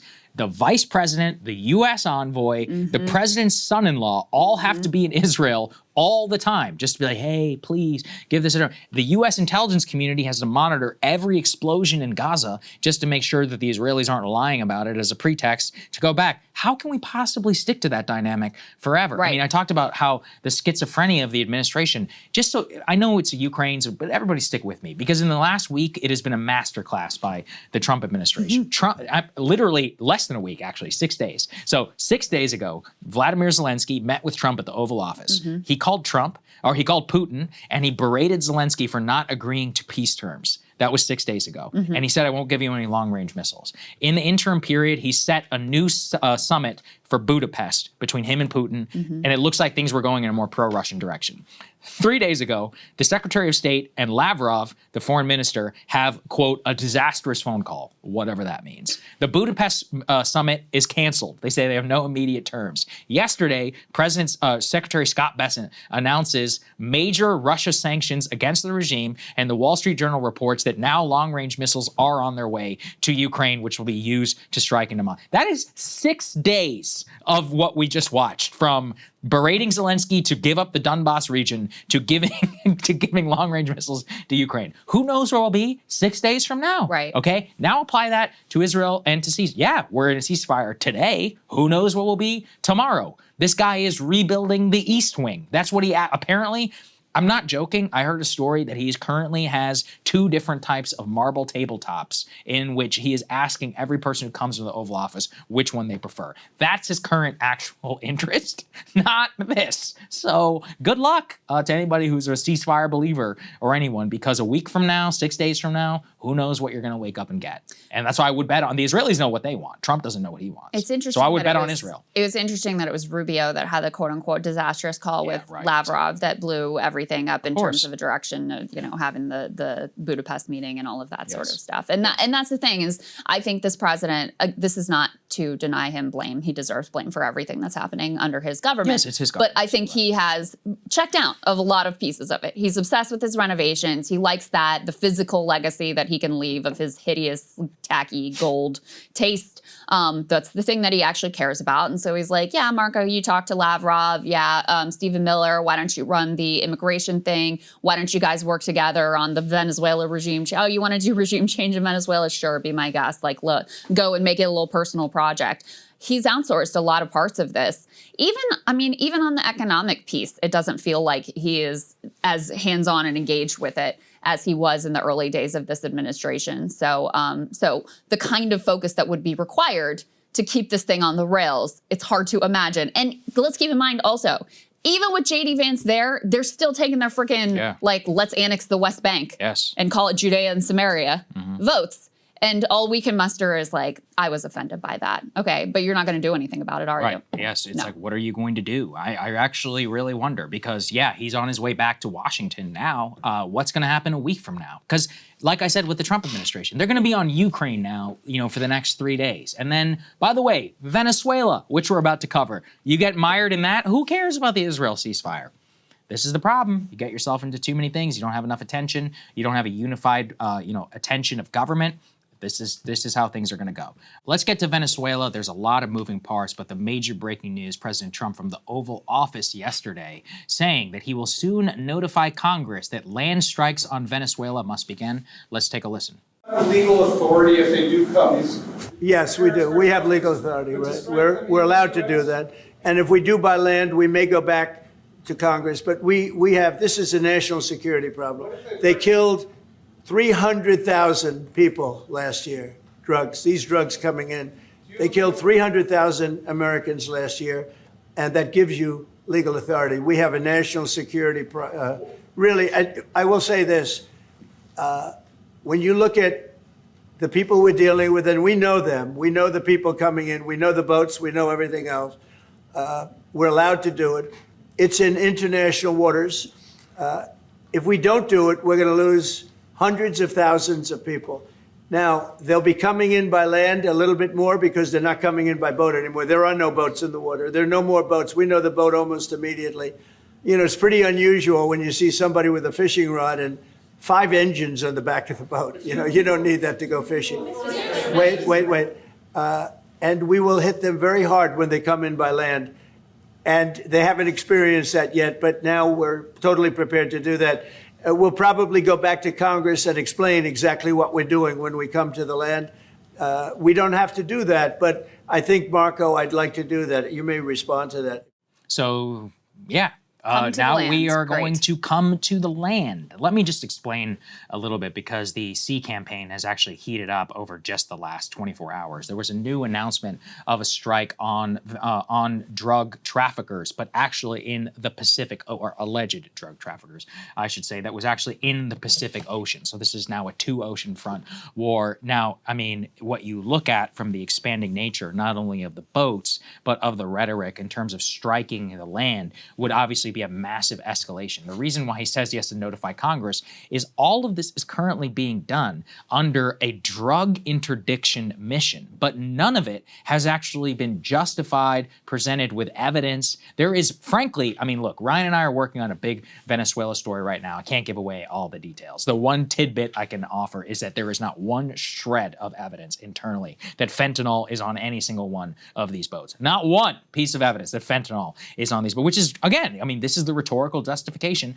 of the strike. By the way, what he says there about the boats, again, small tidbit that we can offer, these boats would have to stop and refuel some 20 times in order to get to the United States. The current intel is that they're not heading to the US, is that they're most likely heading to different places in the Caribbean, namely Trinidad and Tobago. By the way, everything I just said, Rand Paul also just echoed on TV, so I'm not giving anything in particular really away. I'm just telling you that that's based on our reporting, that's what we can able to offer you. So this is all part of a regime change operation. There's just no other way to describe it. Maduro quite literally offered up everything by Trump's own admission, in addition to numerous reported outlets about some of the behind the scenes talk. So this is, I mean, look, this is where things are trending right now. Trump genuinely believes the best way to get access to Venezuelan oil is to overthrow the government. The drug thing is a pretext. It has nothing to do with that. Yeah. It has to do with minerals, which we'll show you here in a little bit, but it's scary. It's scary. There are a few things to pick up on from his comments. So let's be clear. What they're doing is random murder in terms of attacking these boats. I mean, the few details that we've had at this point, some of the people who were murdered who have been identified were like random fishermen. So maybe some of them are drug traffickers. We don't know that literally any of them are. And they have now killed dozens of people without offering a shred of evidence that these are even the individuals that they claim. And Saagar and Ryan's reporting that they have zero evidence internally that any of these boats have fentanyl on them, even though that is what they are telling the American public. That is in and of itself a bombshell. That's number one. Number two, when he says they're going to come to the land, maybe we'll go to Congress. We don't have to go to Congress. Maybe we'll go to Congress. Let's be really clear about what that means. So right now we have random murder of potential fishermen in, the Caribbean and in the Pacific. What he's proposing is random murder of people here on the land. That's what that expansion means. So they are trying to claim the power to unilaterally just murder random people that they announce to the public are drug traffickers without providing evidence. That is the power that they are trying to claim. Maybe they'll go to Congress and maybe they won't, because Trump doesn't seem to think that they have to. So that's number two. Number three, let me read to you what Pete Hegseth tweeted out in response to announce this latest murder at sea. He says, because some of the language here is very important. So he says, today at the direction of President Trump, the Department of War carried out yet another lethal kinetic strike on a vessel operated by a designated terrorist organization, DTO. Yet again, the now deceased terrorists were engaged in narco trafficking in the Eastern Pacific. We're just supposed to take their word for that, by the way. The vessel was known by our intelligence to be involved in illicit narcotic smuggling, was transiting along a known narco trafficking route, and was carrying narcotics. 3 male narco-terrorists were aboard the vessel during the strike, which was conducted in international waters. All 3 terrorists were killed and no U.S. forces were harmed in this strike. These strikes will continue day after day. These are not simply drug runners. These are narco-terrorists bringing death and destruction to our cities.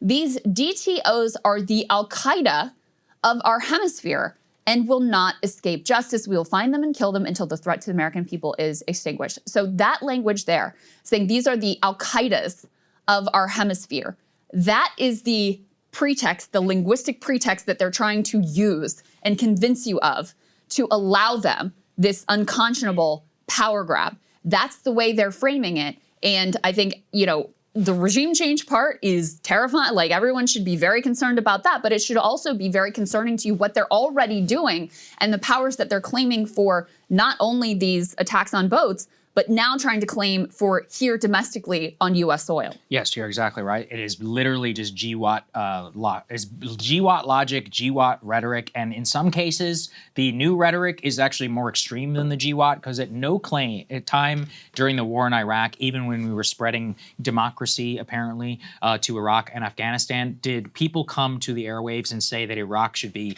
the 51st state. But did not put that past Lindsey Graham and Sean Hannity on Fox News. Let's take a listen. I had a chat with you this weekend, and I thought you had a pretty darn good idea. And you said you were going to share it with the president. I want to know if you did. And that is this opposition leader in Venezuela that won the Nobel Prize that said it really deserved to go to Donald Trump. Sounds like a pretty good leader to me for the people of Venezuela and the end of narco-terrorism and a better relationship with the U.S. Or if they choose maybe the 51st state, I don't know. Sounds good to me. Sounds good to me. 51st state of Venezuela. So, we can't simultaneously be for mass deportation of Venezuelan migrants. What does Trump always say? He's like, they opened up the asylums, they opened up the jails, and they sent them here. So we're going to send them back, and then we're going to create them and turn them into a 51st. And then they're all going to be citizens. Okay.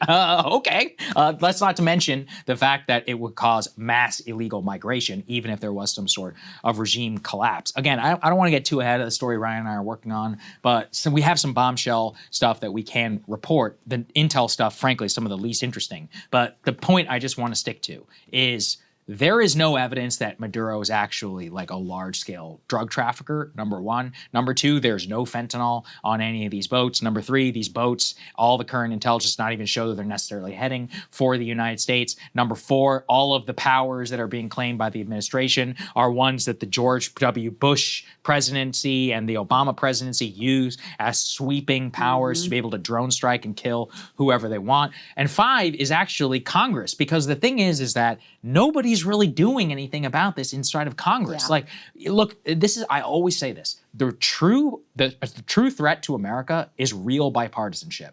The stuff that everybody just comes 98-0 votes on, things like regime change in Iraq, Afghanistan, Ukraine, and you only have a few shit stirs like Rand Paul and Thomas Massie willing to speak out. That's the real danger to the country. I don't see any large-scale demonstration or, people like, look, I'll give credit where due, but like, let's be honest, it's like a minority congressman, a minority caucus in a minority, in a minority ruling party of the House has no power to do anything. Like there's no stand-up about authorities here. It's very scary and it's moving much quicker. Again, I really don't think that the media is covering this properly. Like nobody points to the fact a United States senator saying Venezuela should be a 51st state combined with a regime change operation should freak everybody. It should be front page international news. Yes. And everyone's just like, oh yeah. I mean, we just struck it's a two-ocean war now. Like, when's the last time the United States even did a two-ocean strike? I don't even know. And maybe the opposition party should have something to say about that. I mean, you have a few outliers like Ro Khanna, but by and large, they are silent on. I mean, it's just disappointment doesn't even begin to describe it. It really is like they barely exist. And so part of the reason why the media doesn't cover it in the way that it is because in the way that it should is because they aren't getting those signals from the opposition party of like, holy shit, this is really bad, and making the case against this so the American people know what's going on and can evaluate for themselves whether or not they'd like to be in a regime change war against Venezuela, or like to be blowing up random fishermen in the Caribbean, or like to have those powers brought here to domestic soil. And so, it's astonishing to me how little fight they have, how afraid they are of taking him on anything outside of these few narrow issues. And so that's part of why you don't have a, mass upset over this in the population, because there are so few voices that are actually speaking out against it at this point. Yeah, I mean, also let's say about MAGA too. This is part of why I think Venezuela is more dangerous than Iran, and this will sound crazy, like the operation, is that there is no organized organized rhetoric, language, or project that takes invading Venezuela as a serious thing and opposes it. So on Iran, not nearly enough people spoke up, in my opinion, but there was an organized effort on the right to speak up and to say that this is a bad idea to pursue regime change in Iran and to not allow the Israelis to go full on and actually do it. Now, they still might, but to be clear, at the time, there was a real organized effort, and the White House felt some pressure. On Venezuela, they feel nothing. A huge part of the MAGA commentariat actually believes the fentanyl claim. I don't know why. I mean, look, listen, Ryan and I will put a story out soon. It just tells you it's complete bullshit. You don't need to hear it from me. You can hear it from a lot of other people. There's no fentanyl in Venezuela. DEA statistics say there's no fentanyl in Venezuela. But they're like, these people killed my, cousin or whatever from a heroin overdose. It's like, guys, no, they didn't, okay? I'm sorry, like it didn't happen. I'm sorry that happened to you, but your literal emotions are being weaponized by the government for a legitimate neocon wet dream of overthrowing Venezuela. So the fact that there's no organized project actually seems to me like it's going to be more likely, because what MAGA likes is the expansion of administrative power and strikes. And it always feels good to blow up drug traffickers again. Again, there's not necessarily any evidence behind that, but they don't have a theory for how this can go badly. Like you can't simultaneously oppose mass migration, which I do, and which a lot of them ostensibly say. You can't talk about Tren de Aragua and Venezuelan takeovers of neighborhoods and say that deposing the regime of Nicolas Maduro is going to do anything about that. Same thing, we have allies, neighbors in the region, Colombia. These are thriving big countries, Central America, and also who we are reliant on to make sure that, they are stem the crisis before it even comes here. Where do you think they're all going to go? In the same route that they did under Biden. They're going to flood the border. So just think about it. Maybe they won't make it here. They're going to make it to you. And so there's an entire theory that, is so obvious, but has not yet been articulated. And all they're hearing instead is Pete Hegseth, Fox News, and Trump and others being like, oh, this is actually the highest and best use of our military. It's honestly scary. The internal dynamics, I'll just say it. I mean, not that anybody listens to me, but you're getting taken for a ride. Like, this is complete BS. It's 100%. Crazy. Every claim on the fentanyl, drugs, I'm telling you, it's false. And they know it's false. They stumbled on the drug thing after months to convince Trump, because originally they're like, oh, he stole the election. Trump's like, I don't care. He stole the election. They're like, I'd do the same. They're like, he's bad. He's a murderer. So? I mean, what? We don't have murderers that we do diplomatic relations with? Who gives a shit what's going on in Venezuela? But eventually, they came down to drugs. He seems to believe it based on this fake indictment from 2020 and this new, what is it, the $50 million bounty. Scary, man. Unbelievable. Yeah, it is terrifying how easily people can just be talked into war. Like, all you have to do is hit whatever their policy erogenous zone is. Oh, they're narco terrorists, fentanyl, and without any sort of critical thought, they're ready for the next regime change war. And zero thought about what the consequences of that will be. Zero thought about whether any of what they're being fed is truthful. Crazy. It's very disturbing to see. I can't be the only one which is watched with great alarm as the entire White House East Wing will now be demolished in favor of Donald Trump's announced presidential ballroom. Here he is laying out the reasoning. Let me just, before we even play it though, let me describe this. Of course, he had announced his plans for the ballroom. Whatever. Okay, so he's going to build this new ballroom on the White House campus. However, what actually comes out now is that in order to build said ballroom, you have to demolish the entire historical part of the East Wing. Demolition pictures began to leak online. They eventually told them, hey, stop taking pictures of it if you work in the government and leaking it to the press. Then they said, oh, only the facade itself will be destroyed. No, now they're coming for the whole thing. Here's Trump laying it out. In order to do it properly, we had to take down the existing structure. The way it was shown, it looked like we were touching the White House. We don't touch the White House. That's a bridge, a glass bridge, going from the White House to the ballroom. Then you get into the lobby of the ballroom, and then you go into the magnificent, the main room. And it's something that has gotten incredible reviews. Something that's gotten incredible reviews.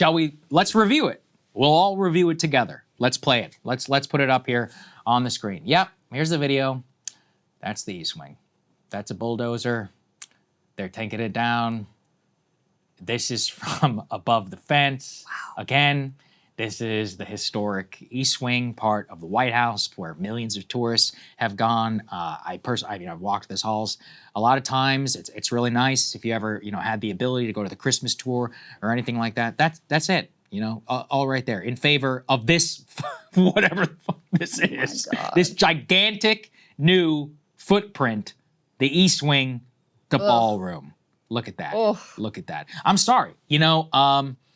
Yeah, I don't even have words. It's like the tackiest shit I've ever seen in my entire life. I mean, just look at some of these renderings. On the left, you can see the tiny little West Wing where the colonnade, the Rose Garden, which by the way has already destroyed the Rose Garden as well. Garden is hideous on now, top too. of what you can see for the West Wing, the Oval Office, the magisterium of like the understated part of the Oval Office in favor of a Gilded Age breaker style mansion of a ballroom, which will be used for how many times in a year? It's grotesque. I mean, look, the one benefit is that nobody's paying for it, like in terms of the taxpayers. Yeah. Apparently it's going to be some $300 billion, but even that, it's being sponsored by some major corporation. I mean, the thing that just galls me about this is the taste. It's so disconnected from American public history, architecture, anything that even remotely calls back to our reverence for our history. And, of course, their cope is like, oh, well, Harry Truman remodel. Yeah, it's not the same, okay? It's just not.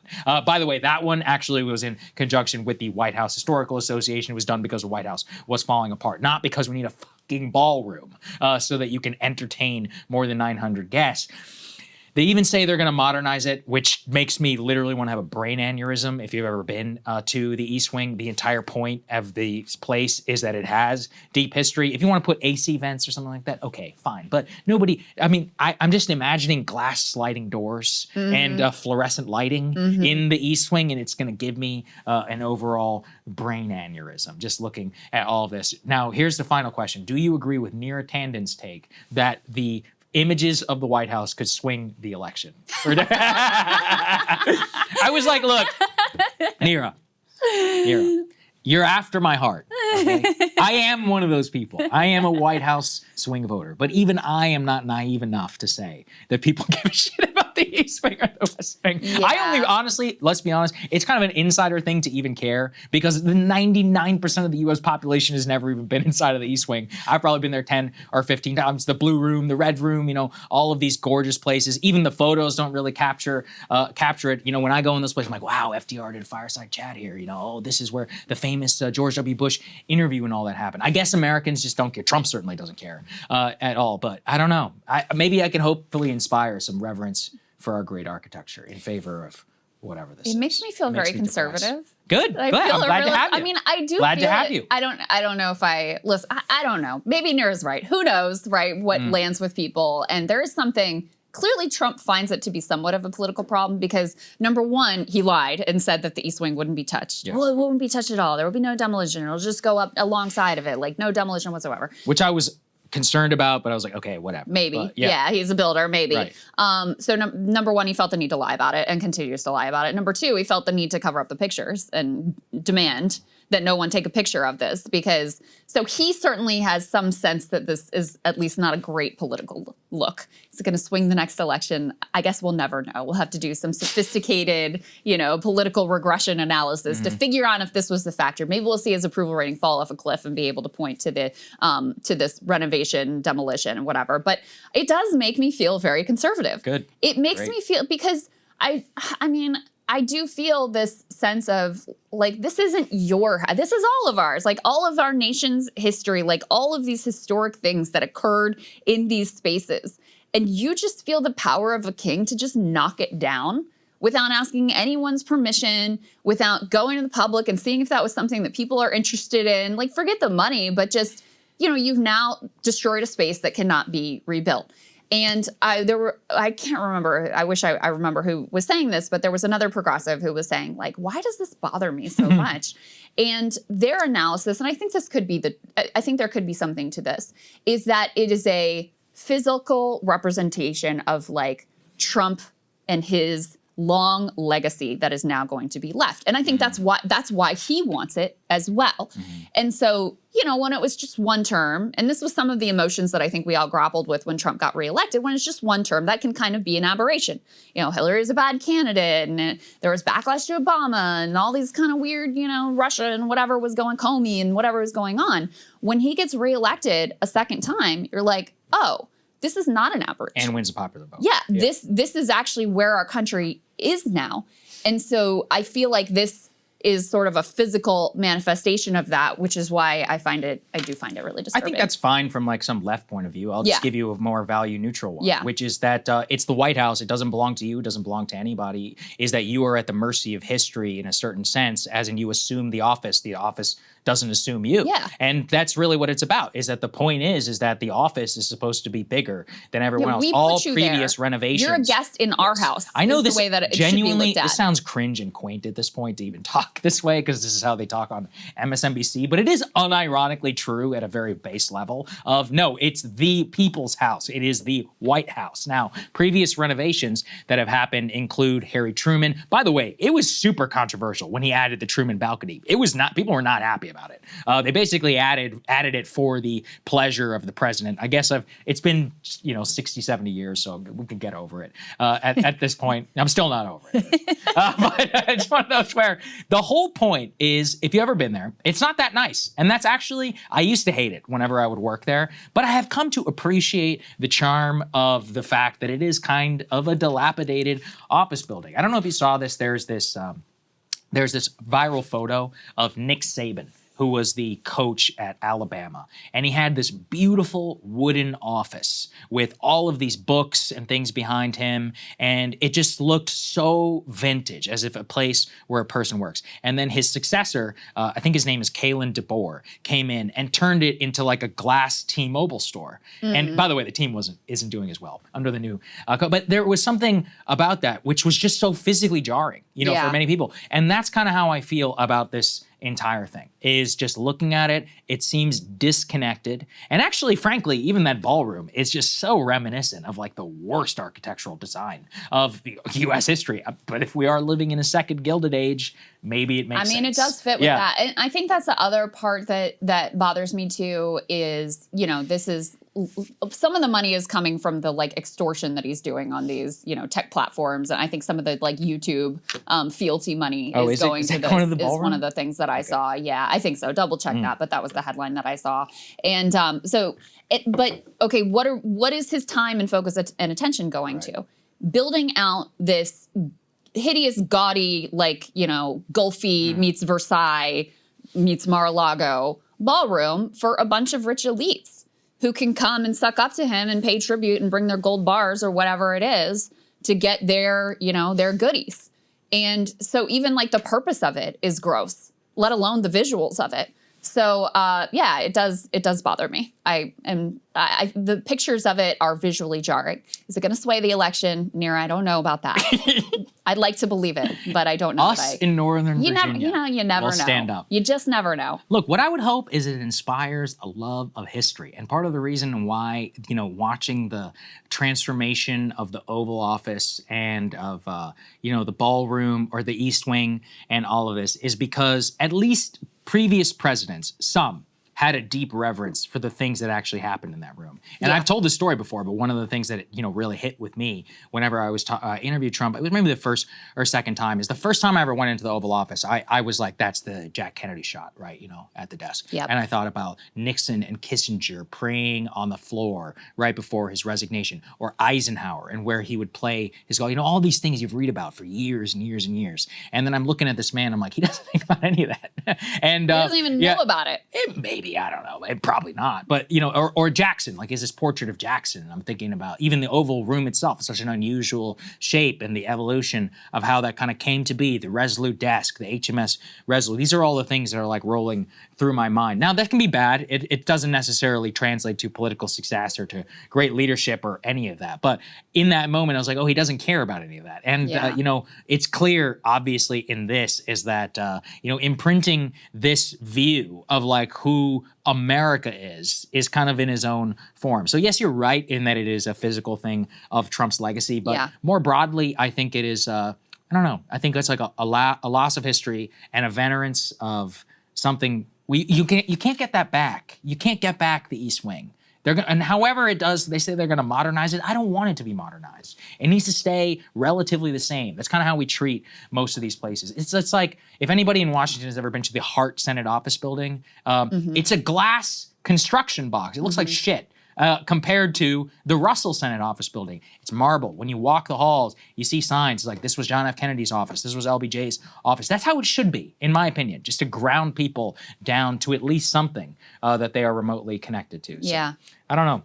Yeah, I agree with you. It makes me very sad. It makes me very, very sad, especially for the future generations. You know, I had a dream because my wife and I, we'd done multiple tours, and we were talking recently, like, oh, we could take her to the White House. You know, and I'm like, no, she wanted to get to see it. That's right. Took that away from me. Yeah. One thing I will say about Neera's point is I think if it was like Obama or Biden who did it, the Republicans would be able to make it. The right would be able to make this an effective campaign issue. Yes, you're absolutely. Can the Democrats pull that off? I don't have that level of confidence. Yes. I agree. All right, let's get to Krystal. What are you taking a look at? So guess what, guys? Graham Platner's tattoo has made me more ride or die for him than ever. Let me explain my thinking here. So, as Ryan and Emily covered yesterday, Maine Democratic Senate candidate Graham Platner is under fire for a variety of old Reddit comments and an extremely poor tattoo choice. So here's that tattoo, revealed in a pic of Graham drunkenly serenading the crowd with Miley Cyrus's Wrecking Ball as a gag at his brother's wedding. Honestly, it's a good song. You guys should listen to it. Graham says he got the tattoo with a few of his buddies in the service during a drunken night of shore leave in Croatia. And it turns out it's not just a cool-looking skull and crossbones, but a Nazi insignia. Well, yesterday we received the update that he has already had that tattoo covered. Let's take a listen. I think that racism and anti-Semitism are a long scourge on our society and a long scourge on our politics. And I think it has no place in our world. For that reason, I have gone and gotten it covered up. Last night, I went to a tattoo parlor and I got this to cover up the skull and crossbones. It's a Celtic knot with some imagery around dogs because my wife Amy and I have two wonderful dogs that we love a lot. This far more represents who I am now than even the skull and crossbones did, which I thought that it was. So now the tattoo is obviously still hideous visually, but no longer hideous symbolically. So what are we anti-fascist leftists and progressives to do with all of this? Well, the first and most important question to answer is this man actually a secret Nazi? Obviously, if the answer was yes, that would be disqualifying. But from the available evidence, the idea he's actually a Nazi seems utterly preposterous. Here, the likely, by the way, Palantir-hacked Reddit leak is very useful. We can read through a wide variety of Graham's often impolitic comments, which he made when he thought he had internet anonymity and no expectations of running for public office. So what do we see in those comments? Well, some comments on sexual assault and race that are definitely not progressive, for which Graham has expressed regret, and some comments proclaiming himself a psychedelic-taking communist and Antifa super soldier, which would make him about the furthest thing possible from being a Nazi. For what it's worth, he was also a Michael Brooks fan, crediting the late socialist commentator with his political shift and mourning his untimely death. So between the fact that we actually have access to his edgiest shitposts, and none of them are far right, and the fact that I am personally married to a man who accidentally got a Metallica tattoo, while sober, I might add, but he thought it looked cool, so he just went for it. I do believe Graham's Croatia shore leave story and think we can confidently reject the theory that he is somehow a secret Nazi. For me, this makes the question of whether to continue supporting Graham or not extremely simple and also vitally important. In fact, I genuinely believe that this Graham Platner question is at the heart of what course the Democratic Party is going to take for the future. Will establishment Democrats continue to limit the field to the most professionally boring and uninspiring people on the planet, or will the Democratic base reject their smear tactics and force a new anti-oligarch direction? Because if you are opening the gates to a broader range of candidates who haven't just been planning presidential runs since they were like 5, like total psychos, you're gonna get some warts. You're gonna get some weird tattoos, some off-color remarks, some very messy life trajectories. The reward, though, is you get a party that doesn't give America the ick. As Emma Vigeland puts it, quote, "Censorious hall monitor liberalism that refuses to accept growth in people unless you're a corporate centrist and all is forgiven, just ask Cuomo supporters, is far more of a threat to the Democratic Party's chances in the future than anything dug up on Graham Platner." And it's more than the Democratic Party's chances, which are at stake here. Status quo neoliberalism has failed to deliver for people, and those failures are exactly what enabled the rise of fascism. The question of whether the Democratic Party base can elevate new candidates with new profiles and, most critically, new politics is existential for the party and for the country as a whole. So Graham's tattoo also raises the question of, what do we even consider to be a scandal? They want you to believe that a bad drunken tattoo is more scandalous than bad policy backing billionaires at the expense of ordinary people, and support for genocide at the expense of our souls. We have to fight that view with everything that we have. In Maine currently, there's a choice between two leading candidates on the Democratic side. You've got the sitting governor, Janet Mills. She's the choice of Chuck Schumer and the DSCC. As governor of Maine, she has opposed a millionaire's tax. She vetoed adding higher income tax brackets. She opposed hiking corporate taxes, but she did implement a cigarette tax, which will disproportionately hit the working class. Now, she did pick a fight against Trump, which I appreciate, but if it's not matched with a willingness to confront capital, it is not nearly enough. Mills also opposed local Israel divestment efforts in Maine. She threatened to veto statewide divestment efforts. She's been silent on the genocide and just generally toes the lockstep pro-Israel line. She also happens to be the least popular Democratic governor in the entire nation and would end her Senate term well into her 80s. Do you really believe that that is the type of candidate that Democrats should rally behind for the future of the party, let alone the country? Now, Graham supports a billionaire minimum tax, strongly supports Medicare for all, wants to surge federal government direct housing construction to deal with housing affordability, wants to end the forever wars, and especially to end the genocide and bring peace and justice to Palestinians. Now, with no public profile or political office, he has built a grassroots movement, both in Maine and around the country, of people who are inspired by his model of politics. This was just last night, by the way. He routinely garners hundreds of cheering supporters to his events. So guys, is he a risk? Sure. Could more come out? Sure. But Maine Democrats have tried to beat Susan Collins with standard issue safe choices before, and all of them very safely lost. There is also, I should mention, another candidate named Jordan Wood in the race who is responsible for a network of scam PACs and running exploitative fundraising tactics, who has probably done more to harass Democratic voters and scam them out of money than perhaps any other individual. He's at 1% right now, by the way. So I'm encouraged by what I've seen so far in response to Tattoo Gate. Congressman Ro Khanna, Senator Sanders, Senator Heinrich, they're all standing behind Graham.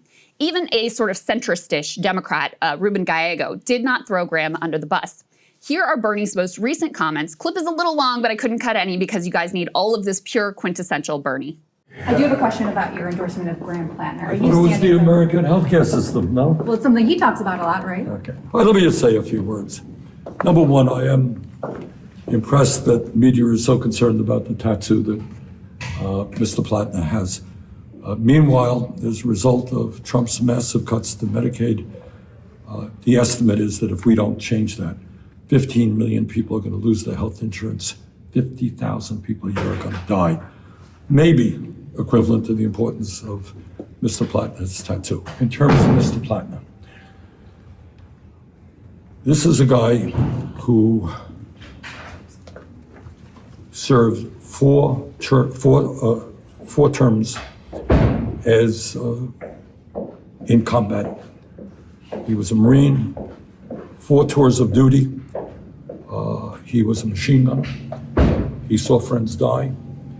He came out of that war, as he has acknowledged, with PTSD, got good treatment at the VA, got his life together. This is a man who served his country, who suffered, who had some difficult moments, who said things that he should not have said, and he has apologized for them. But I think if this country is about anything, it's about understanding that every person, me, you, everybody else, has gotten dark moments in our history, and we go on. I think the issues that Graham is talking about, the need to deal with massive income and wealth inequality, healthcare is a human right, raising the minimum wage are the issues that are going to resonate in Maine, resonate all over the United States of America. So you're standing by your endorsement? Absolutely.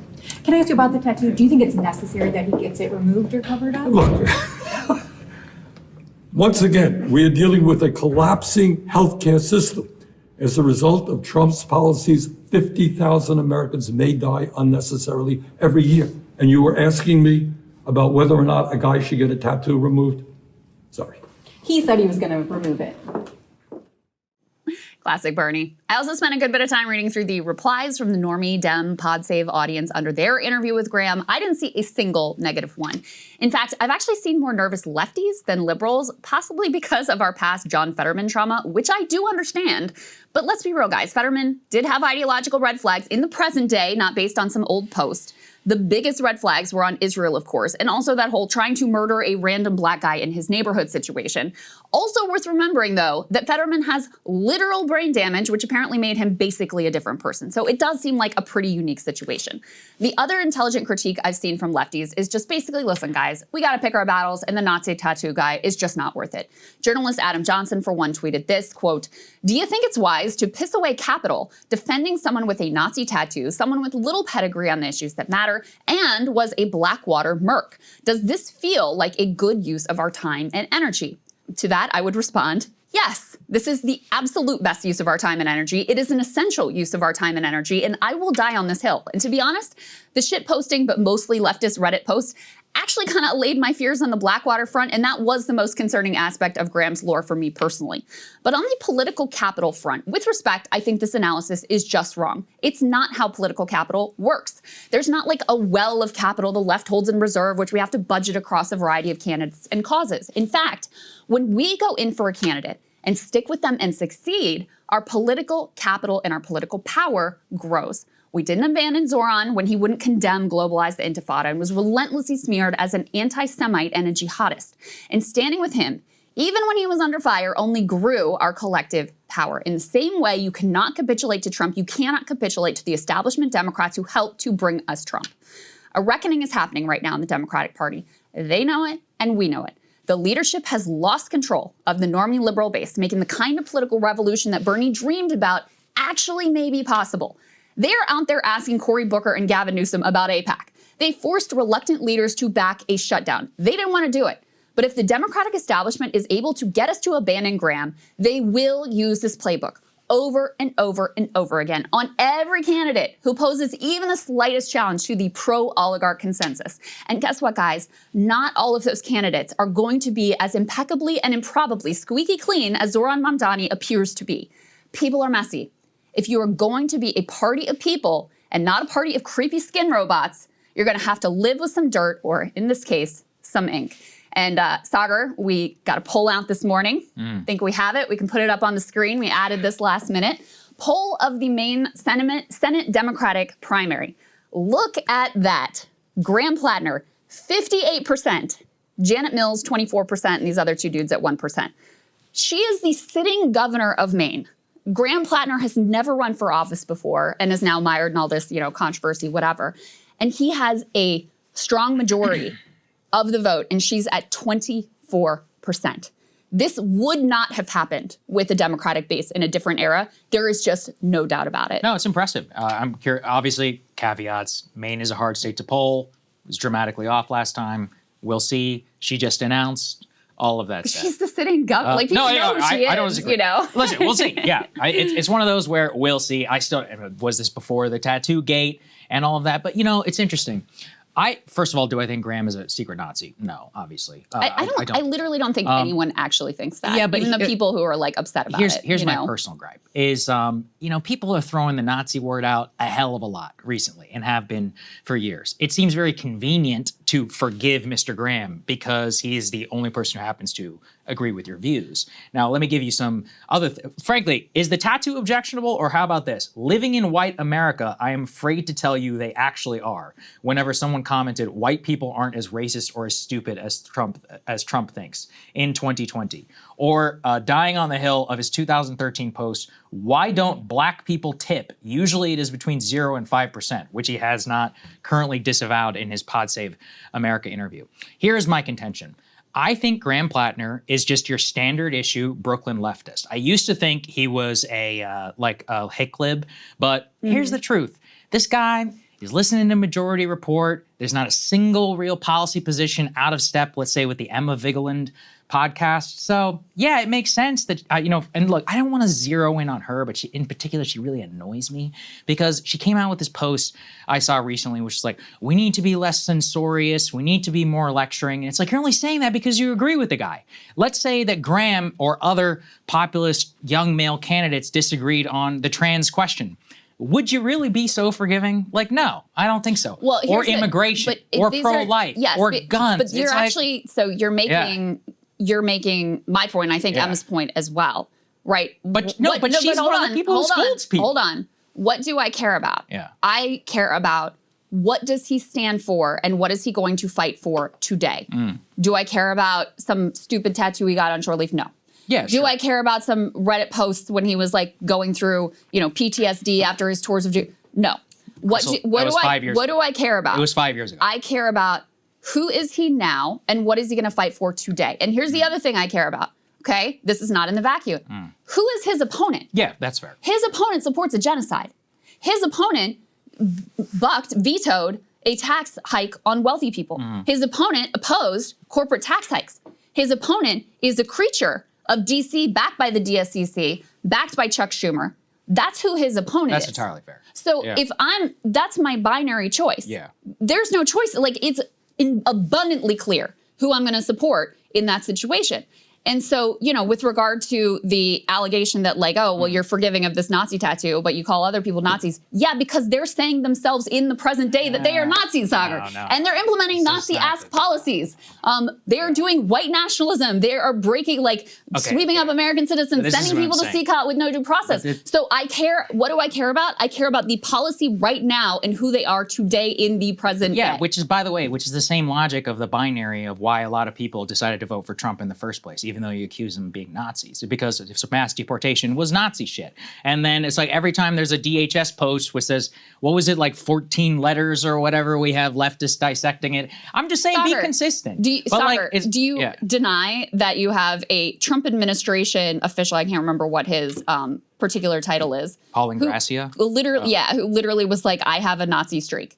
And then you see, the DHS posts that are like flirting with all of this like Nazi symbology and whatever, calling for remigration, which again is just like, ethnic cleansing for white people. And we're supposed to hold our tongues about what we see. That is very different. You don't have to hold your tongue on anything. That is very different from someone's bad tattoo and a very long history of otherwise leftist posting. Look, and again, you don't even think that he's a Nazi. I didn't say he's a Nazi. Yeah, so I'm pointing about here? intellectual consistency. About the fact is, look, be honest. JD is a hypocrite because he called Trump Hitler. That was 8 years ago. Graham Platner was talking about black people not tipping about 10 years ago, roughly the same timeline, and then was talking about how white people are racist 5 years ago when he was well into his 30s. You think that that's not objectionable? By the way, this is the other thing that just annoys the shit out of me. Graham Platner, I understand the working class aesthetic. He went to a $75,000 a year boarding school. Him and I went to the same college. Graham served in the Marines and in Blackwater. This is a person who, frankly, look at me. I'm a political nerd. He probably was the same. Do I really, think that this is some authentic lobster fisherman? Like, not really, okay? And so that's why I just think, wake up a little bit. I think he's a Brooklyn leftist. I guess that's fine, but I just think it's one of those where if he was genuine, we're talking about expanding the male vote or whatever. I just think everyone's going so hard for him because he's a pro-trans, pro-open border. I'm just like, yeah, okay, sure, maybe it'll work in Maine. Where is the going to bat for a working class candidate, for example, or let's say even Osborne, who is much more conservative on the on cultural questions? Can this project have any future if they are going to disagree on those questions? Not really, because look at Seth Moulton. Seth Moulton said the thing about trans athletes in sports. I remember Emma attacking the shit out of him. Well, I'll attack Seth Moulton because the problem with him is that he's a corporate shill who just wants to use some counter-signaling Sister Soldier on culture issue. Well, he just came out on AIPAC. On cultural issues. Yeah, but he doesn't break from them on what they actually want. It's a separate question. It's more a question of smart enough to see where the wind is blowing. But this guy is a total corporate tool Democrat. Okay. He's the exact, but that wasn't the critique, though. The critique was that he was, quote, throwing trans people under the bus. That is correct, because it's very, Saagar, it's very convenient if you do not want to confront Capitol to instead say, the real problem is our position on trans issues. Now, I'm not saying that there's no legitimacy to that perspective. What I'm saying is if all you're doing is saying corporate Dems forever, no confrontation with capital, status quo remains, pro-oligarch policies, but let's shit on some minority groups. That is a disaster. It's a disaster for winning people over. It's a disaster for the country. It is, so that's my issue with the Seth Moultons of the world.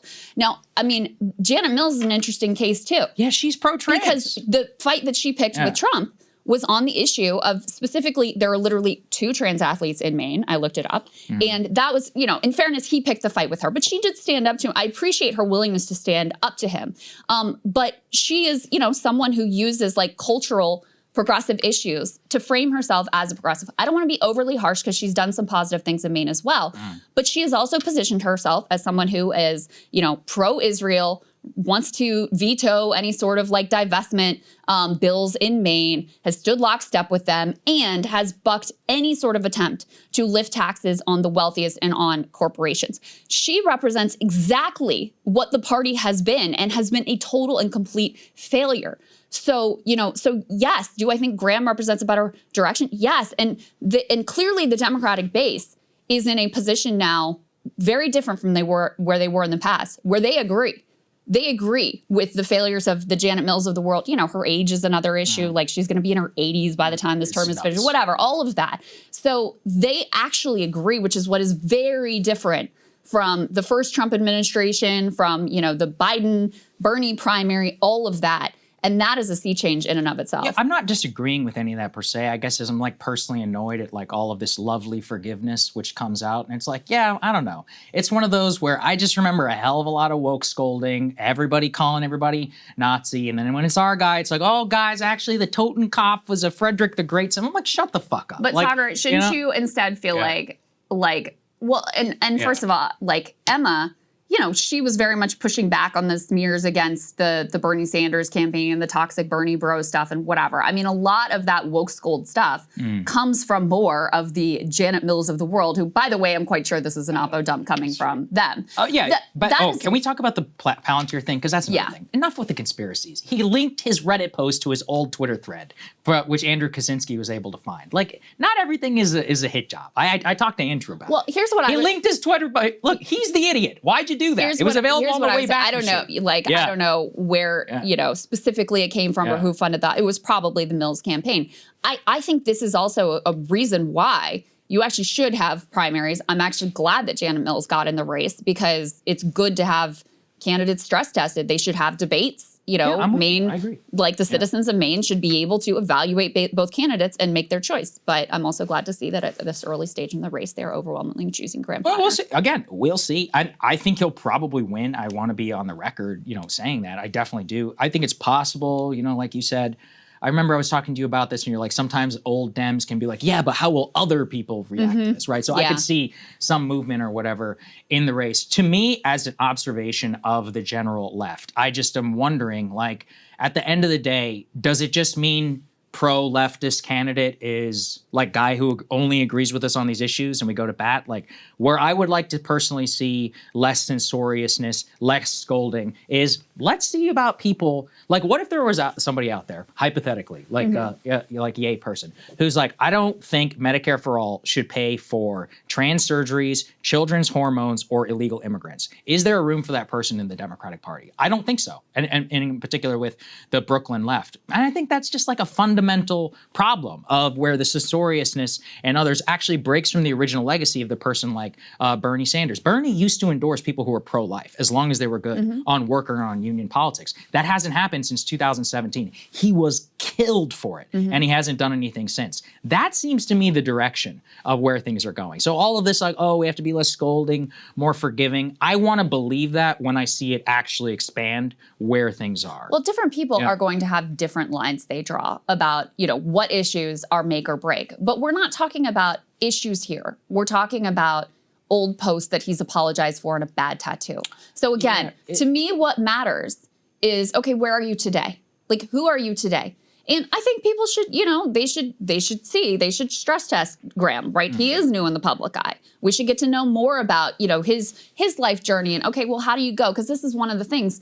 how do you go from Blackwater to now being opposed? Like, how does that make sense? Ryan and I asked him about that when we interviewed him. You know, what happened in those tours of duty? How did that shape the person that you are? I mean, he served and he saw some real shit, which is why I take issue with the characterization. You know, the Brooklyn leftist characterization sort of makes it like he did. You know, you're just like a keyboard warrior and you didn't actually see any real shit. No. I'm saying he has no distinguishing policy position from somebody who lives in so I mean, so your real issue with him is also where he is today. Well, you just happen to disagree with his policy. It's not just the policy. And I agree. It's the affectation. affectation. I mean, it makes sense that you would not like him and I would. It's like, bro, you went to a $75,000 year. Like, I know you, Graham. I know people like you. Like, it's one of those where I get annoyed by this lobster fisherman cosplay. But that's what's funny to me is like, actually, when I saw the Reddit post, to me, that makes him feel much more like, oh, this isn't like a character. Like, this is actually who he is,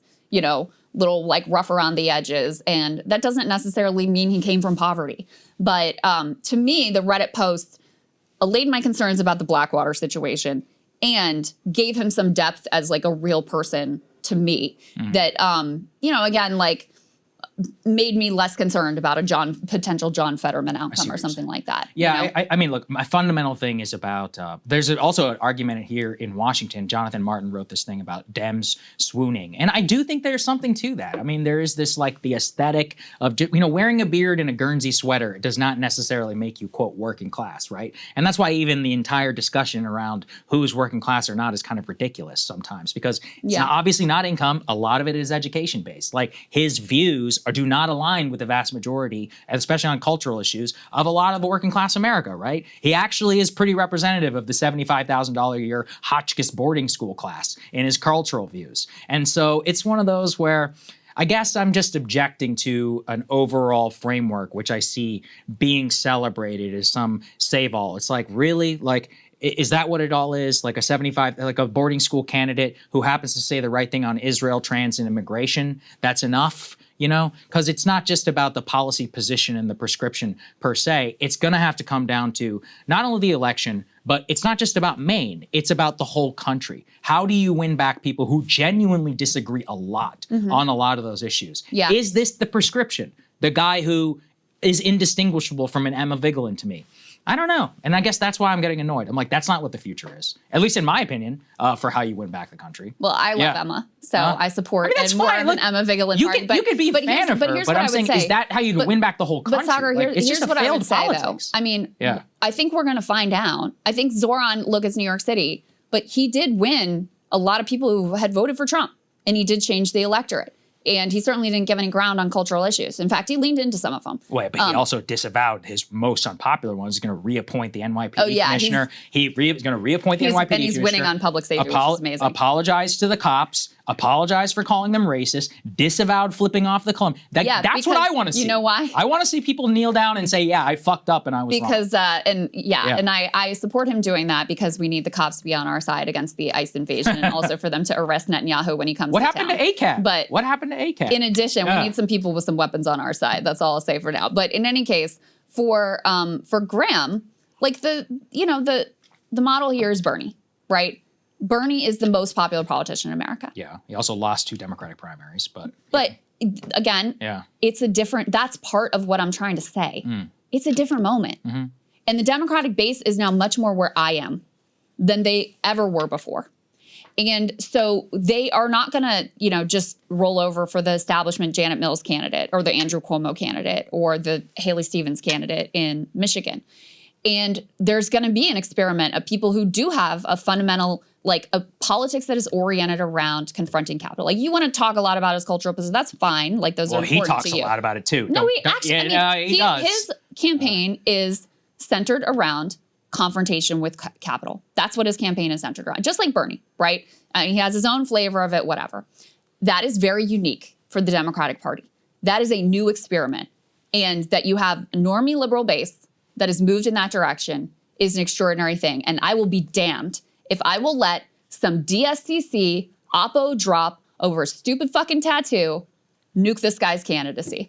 I will not let it happen. Hey, listen, I support taking down Janet Mills and the Democratic establishment There you go. too. So then we're aligned. It's a little bit of a horseshoe. But, by the way, Graham, I know you listen to the show all the time. I regret not having been able to join for your interview. I would personally like to go back and forth with him on this. What distinguishes you from a Brooklyn leftist? In my opinion, basically nothing. I think that's a problem for the Democratic Party. But all right, we've talked far too long. So enjoy the show. We'll see you Friday show tomorrow.